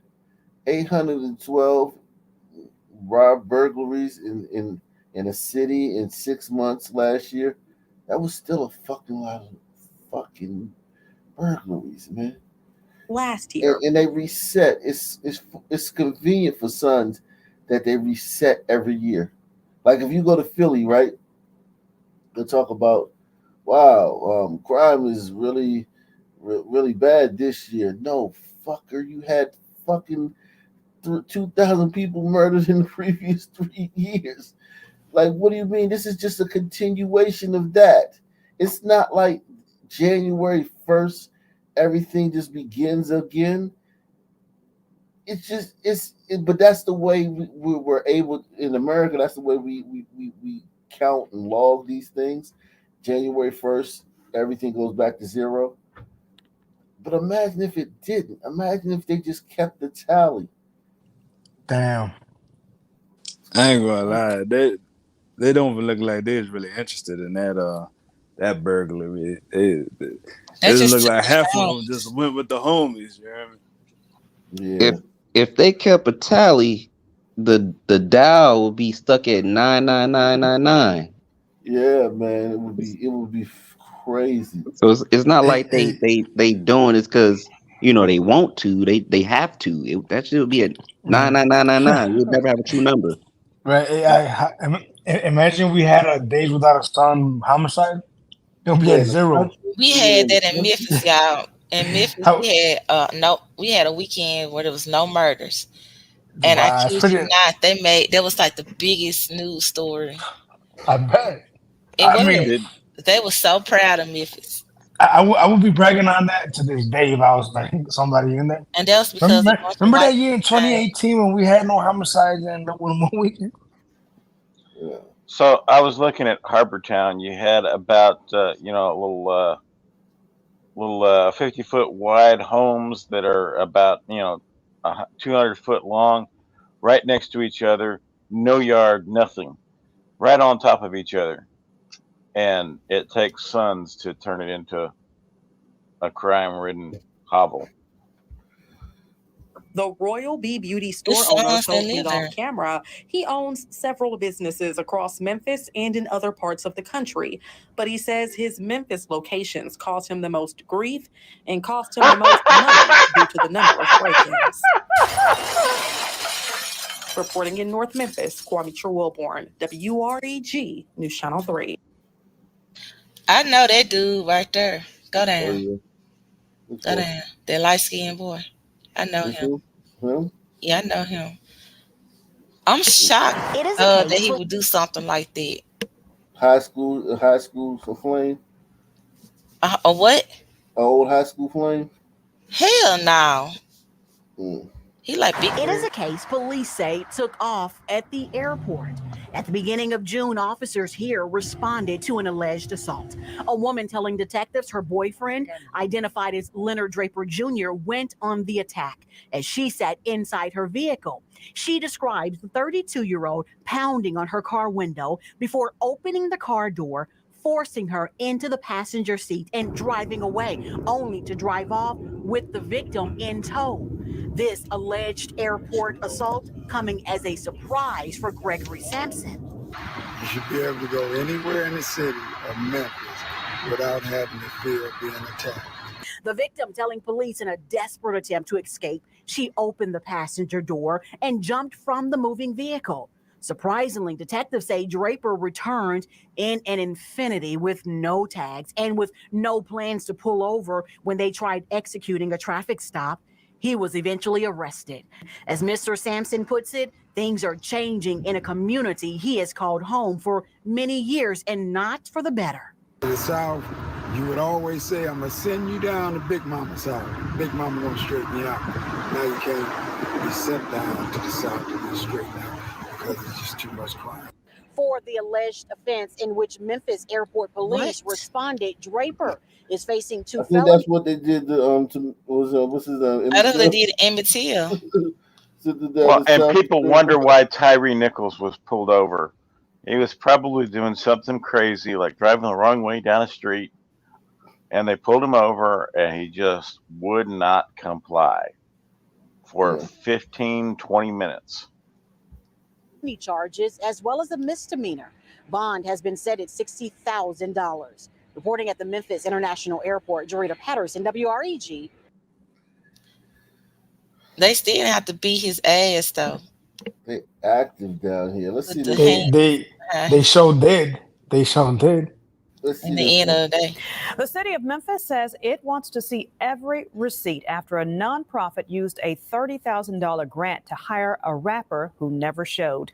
WREG investigators are following the money tonight, discovering the grant was supposed to support part of a Juneteenth celebration to cover HIV testing. WREG chief investigator Jessica Oh, Gertler this joined no vote, no fucking. This is the no vote, no fucking guy. us live now from the studio. Showing up where And you're Jessica, contracted to what else did be you is find out about racist. this? Well, Steph, the mayor's office Well, tells us thank it's God that digging guy into didn't what show up. happened, that the money should have gone to testing, equipment, the venue, and security. So we've learned that the grant came from the Housing and Community Division, which falls under the city. It's designed to coordinate programs funded through federal and state grants, like helping organizations support affordable housing and vulnerable communities. So in this situation, the mayor's office told us the nonprofit One Memphis, One Vision approached them with ideas on how to support the LGBTQ plus community and those with HIV and AIDS. One Memphis, One Vision reportedly gave a presentation stating it was putting on a Juneteenth celebration and it would host an event to offer HIV testing, and also requested a matching grant to fix up blighted houses for homeless people. So the city likes the proposal and they cut a check for $30,000. Then yesterday, we found out the nonprofit's founder, Devontae Hill, filed a lawsuit against Saucy Santana. Hill told us the rapper was a no-show at his event despite paying him $30,000. Take a listen. It was clear when we asked for the grant and applied for the grant that we wanted to create a very large testing event, and that we needed to compel a specific demographic of people, and we had a solution as to how we were able to do that. So the mayor's office says the grant money should not have been spent on entertainment. It's called a meeting with Hill and wants to see the receipts. In the meantime, we've requested Hill's grant proposal and reached out to the rapper to get his side of the story. Jessica Gertler, WREG News Channel 3. They could have got some local talent to perform, and the rest of the money went towards the people who actually need medication and testing. They just could have gotten some $30,000. local talent for $2,000. That's what I'm saying. Well, they wasn't supposed to spend the money on talent at all, is what they said. They wasn't supposed to do none of that shit. Saying, but if they wanted somebody just to perform anything, all those wannabe rappers in Memphis, they could have got one of them. But would they have? Thank God that he didn't show up with his gay ass. Thank God. Yeah, he's popular. Saucy Santana is very popular. I think he would have brought the gay community out, though. I think that. Yeah, everybody would have came out for him. Yeah. For the one shooters song. out too? If people probably would have died. How so? From the HIV. Hell no, it's gonna be a shooting. So that gay rapper is gang? No, he's it's just gay. like a bunch of people together on June. Oh, brought a bunch of sons from Memphis together, and there would have been somebody that recognized an op, and then Okay, yeah, that makes sense. Because gay people, gay boys, they violent. Yeah. Well, Juneteenth is just, I don't know. Because it happened out here in LA. It was horrible. Yeah, it used to be really nice. You know, I thought about getting a Juneteenth rainbow flag just to nip it in the bud. You know, just two birds, one stone. Yikes! Follow with a Father's Day Crimes at plaque. ATMs tonight. Let me Violent crimes at ATMs tonight. One person is behind bars as police search for others responsible. WREG Chief Investigator Jessica Gertler has more on federal efforts to crack down on the crime and ways to keep you safe. One man is behind bars tonight after police say he robbed and pistol whipped a 54-year-old man outside an ATM. 6 stitches above his eye. This man tells us he's thankful. Burrito got his shit popped. That boy probably gonna get like 22 years for this. Damn. To be alive. Through a translator, he told WREG what happened last week. He said when he was getting money from the ATM, they came up behind him and they put the gun on his back. And when they put the gun in his back, they started checking his pockets. Court records say the robber pistol whipped him and took $600 at an ATM on Winchester. The robber then got into a car with 3 other individuals and fled the scene. Omarion Brewer was arrested Monday night on a list of charges including aggravated robbery and aggravated assault. Police closing one case, while unfortunately investigating more. The 67-year-old woman also a victim. The guy just rushed up on me and had a gun, and he was saying, "Give me the money, give me the money, give me the money." He was all up on me. It happened in broad daylight on a Saturday in May under a security camera. Police releasing the footage, hoping someone would recognize this brazen thief with a gun. Police also arrested a pair days later who they say shot a man servicing an ATM and stealing thousands from the machine. The FBI reports an increase of robberies at or involving ATMs. WRG did that story a couple days ago. Open records requests to see how many Memphis police have responded to. They're hitting the most vulnerable places. U.S. Representative John Rose from Tennessee spoke to Nextstar's News Nation about his bipartisan push with Representative Glenn Ivey from Maryland to make most ATM robberies a federal crime. We have had this problem all across the country, including in my district in the Nashville area, where we've had serial robbers, and we've seen the ATM robbery rate rise dramatically in recent years. Meanwhile, Memphis police asking people to remain vigilant, offering tips like not creating a pattern of going to the same ATM. Use ATMs during business and daylight hours. Hide your PIN from onlookers. And if you stay in your vehicle, ensure your passenger windows are rolled up and doors are locked. Jessica Gertler, WREG News Channel 3. Can never be too. And why do they need to make it a federal crime? Is that because the state prosecutors are not going through there and doing what they need to do? Yep, and then they get to serve 100% of their time. Hey, I love these tips. I love these tips. Like if you don't want to catch a straight bullet, watching a zigzag, walking a zigzag. Yeah, exactly. Like you gotta do all this shit. You can't just live normally around sons, because this is all sons doing this. Every fucking one of those is done by a son. You know, that's what the convoys, jacking people and all that there. Yeah, that's what the convoys in World War I and World War II had to do. They had to travel in zigzags to avoid the U-boats. Yeah. Well, convoy me 2023, America. Yeah, these fucking ATM robberies. Listen, in DC, they'll take the whole fucking ATM machine. They'll drive a fucking pickup truck into that motherfucker and take the entire machine. They do that all the time in DC. Or just drag it out of the store.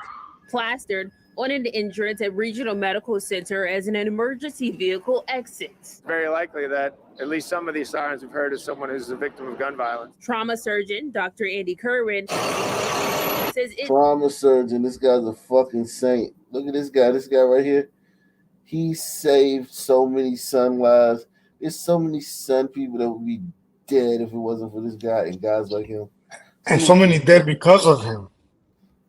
Yeah, exactly. Facts. Right. He probably numb as shit to that trauma stuff. surgeon Dr. Andy Kerwin says it takes superpower strength to take care of the overload of patients who have been shot. I've had days on call. I've treated 9 patients with gun violence.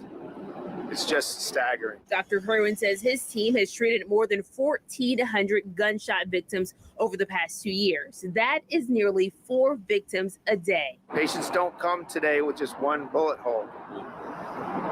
We had one had 19 bullet holes in them. We talked about that patient. Just think about that, 19 bullet holes. Doctors, survivors, clergy, and others stood together Wednesday morning, creating a campaign focused on recognizing gun violence as a public health crisis. What do we do to prevent it from happening? Not what do we do to intervene when it has happened. See, no, that's what we know. What do we do to intervene when it's happening? Notice he said 19 bullet holes, but he didn't say a fatality. So they probably patched that guy up with 19 bullet holes in him, but he was still functional for at least a period of time. That's why police do mag dumps. That's why people do mag dumps, because 19 bullet holes may not stop somebody. Right. Exactly. They're always trying to find out a way to prevent stuff from it's gonna happen. We just need to have consequences set up so severely that they don't want to do it. Yo, can you imagine being the surgeon and getting that motherfucker with 19 bullets in him? Not 19 holes in him? Yeah, I mean, you got your work cut out. That's a day where you got to call your wife and say, "Honey, you gotta do dinner without me." I don't know. I don't think don't wait don't wait up. Families Yeah. all across Memphis. I am a survivor. 3,197 days to this day, I lost my son to gun violence. My brother's life was taken away by gun violence. But Memphis families aren't the only ones affected. They say it's an issue statewide. So the campaign is across the volunteer state, including Nashville. No one should be afraid or get killed just for going to the movies, going to the grocery store, going to the park, going to school, going to work. Now they are calling on the Centers for Disease Control and Prevention and World Health Organization. We can address this as a public health crisis as we've done with many other things. Road safety, seatbelts, car safety, other illnesses, diabetes, heart disease, cancer. We can address that like that. In downtown I hate Memphis, these people. It is staggering. Chase Simon, WREG. Yeah, they're trying. How is murdering people a public health crisis? I hate these people because how can you equate somebody going into a crowd and shooting up people versus somebody sitting at home eating donuts all day, getting diabetes and having a heart attack? How is that the same? At least the person with diabetes can reverse They're it. just How doing you that to reverse the themselves. murder? Either one is just as dead, right? But here's the thing. No, There, it's not the same because the person who's sitting at home eating donuts and getting diabetes and obesity, they're only affecting themselves. These people are going out killing other people. yeah, but And they're that's the thing. looking for a solution though. AP, like And They're not looking nothing for a has worked. solution. They're looking for a band-aid because all of them are too much of a coward to say exactly what it is. And that same doctor that's standing there, he's making these little speeches. I'm telling you something. When you talk to him in the lunchroom, he will tell you exactly what it is. But see, he can't say it out in the open because he doesn't want to lose his job.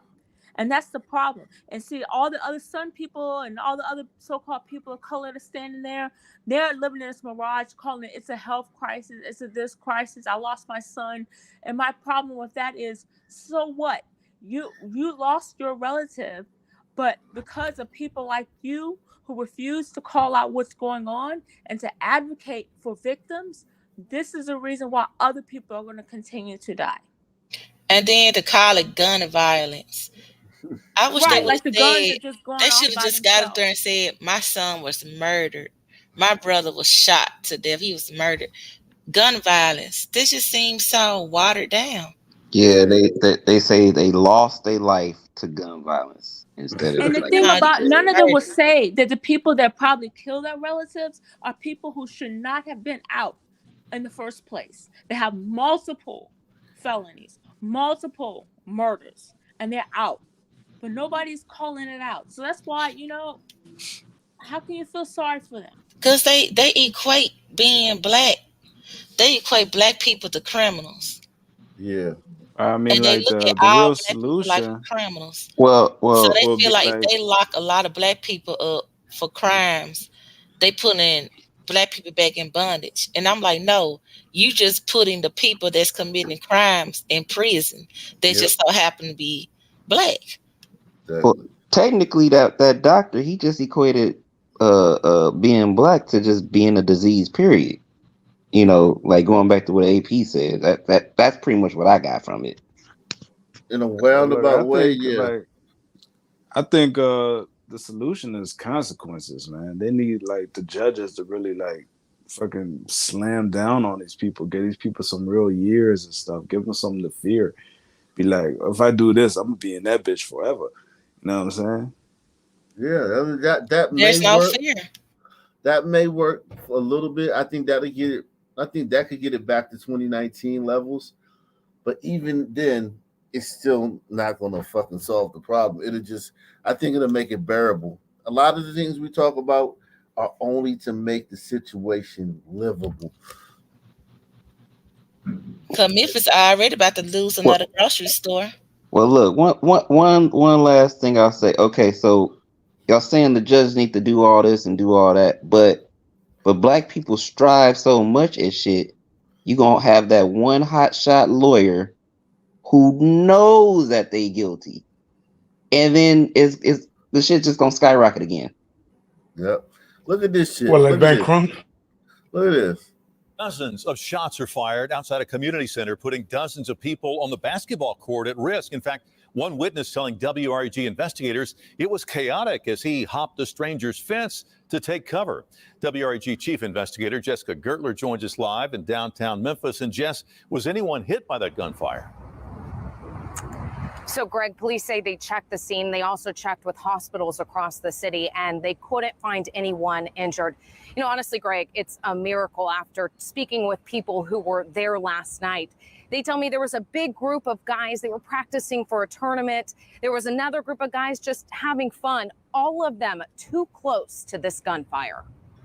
Man, it was at least over 30 people on the court. It started as a night of summer basketball at Leicester Community Center on Tillman.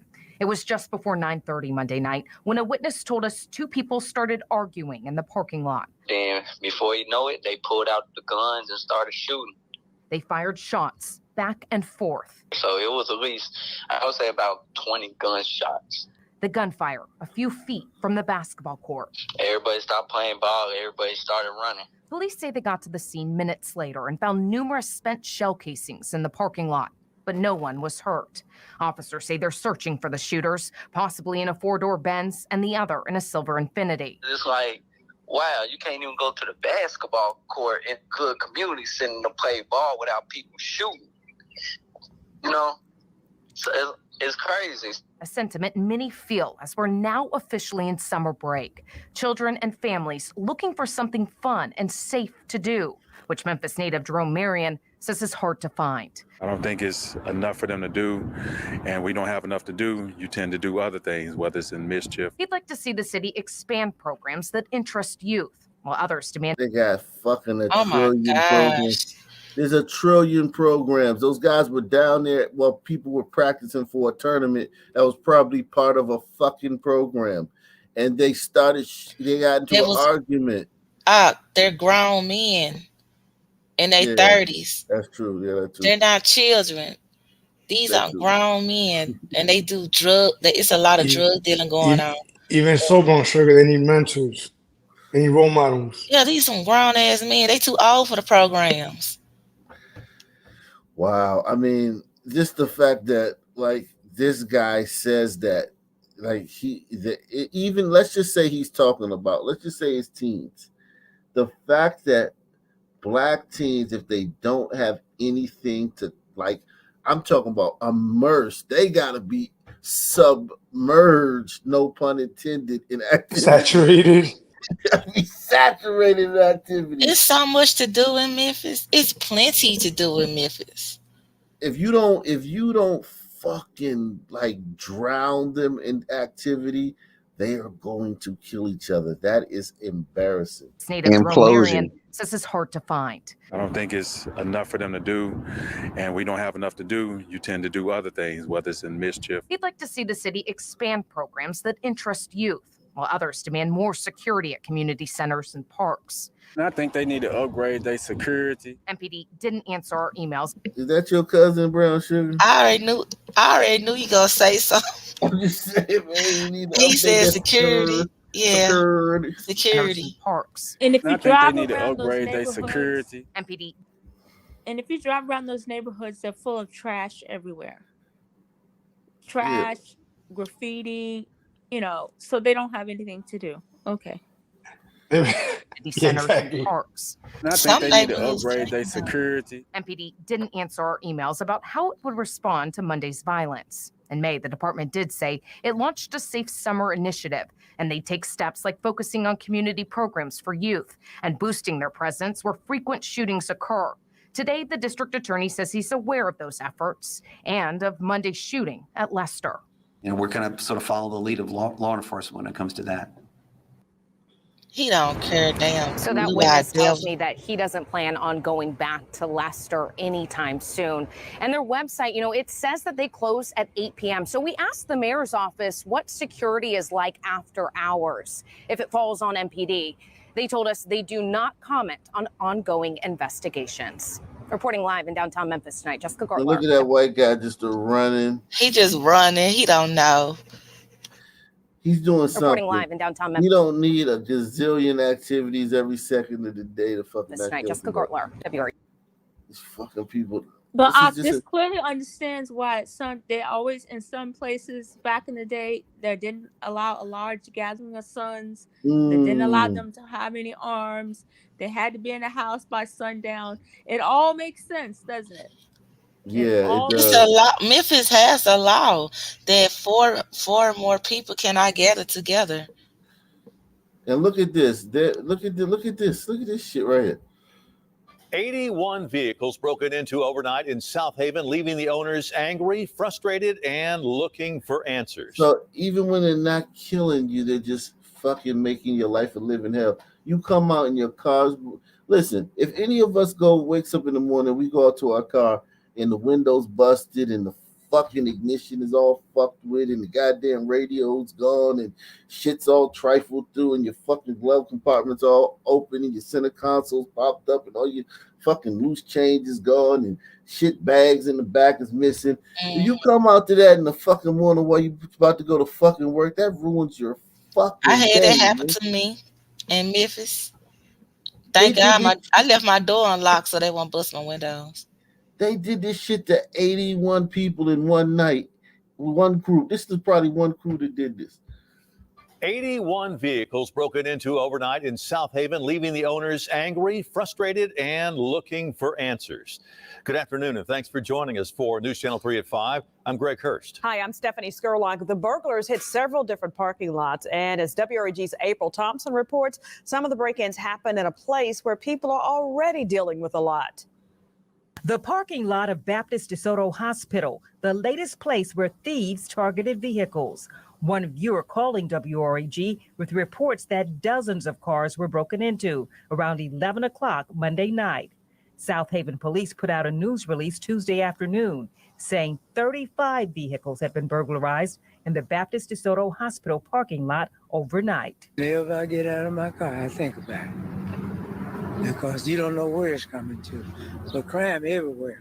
It's just the latest place thieves have set their sights on. We've heard plenty about car break-ins in stores and restaurants around Memphis. Now it seems the vehicles of patients, hospital staff, and emergency workers have also become the prime choice for thieves. The notification on my phone all the time about car breaking in and people like fumbling at people's door. All sorts of things are going on all over the city.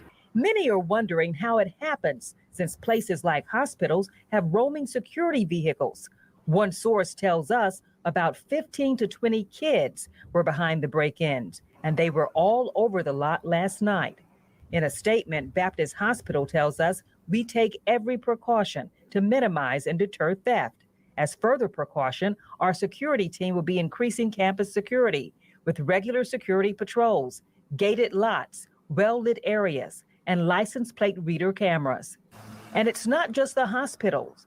South Haven police say an additional 46 vehicles located at nearby hotels were also burglarized in South Haven last night. While police say they're working to find the crooks who hit 81 vehicles in all, citizens are doing what they can to stay safe. Watch my surroundings, you know what I'm saying, and just lock my car and just trust God. So far I've been blessed. Nothing has ever happened to mine. April Thompson, WREG News Channel 3. That is a blessing. And South Haven police haven't said if they've made any arrests. Meanwhile, Baptist DeSoto says it's offering to escort patients, visitors, and even workers to their vehicles if requested. Now you need an escort to your vehicle from the fucking hospital. They so stupid. Like, why would you want to come to Mississippi you had Arkansas and you in Tennessee? Why you want to go to the worst state ever to commit a crime? Shit is crazy. That's so stupid to me. They're gonna be in jail forever. Well, those kids are not gonna get caught though. They're gonna get caught. Oh, really? I believe so. Security probably told them what time to come and do whatever, because ain't no way they doing their job and 15, 20 kids busting windows. I used to do security, and damn, you only got one set of eyeballs. You gotta drive Yeah, The it's whole not damn easy. lot. So while you on one lot, they doing whatever. It's Yeah, only and so much you could do as a security guard. they're watching you too. They Yeah. know where you're at. I used to do security too. They know where you're at. I couldn't imagine doing security now though, but yeah, man. And on that note, man, I'm out of here, man. Peace Good night. out, man. Shout out to everybody.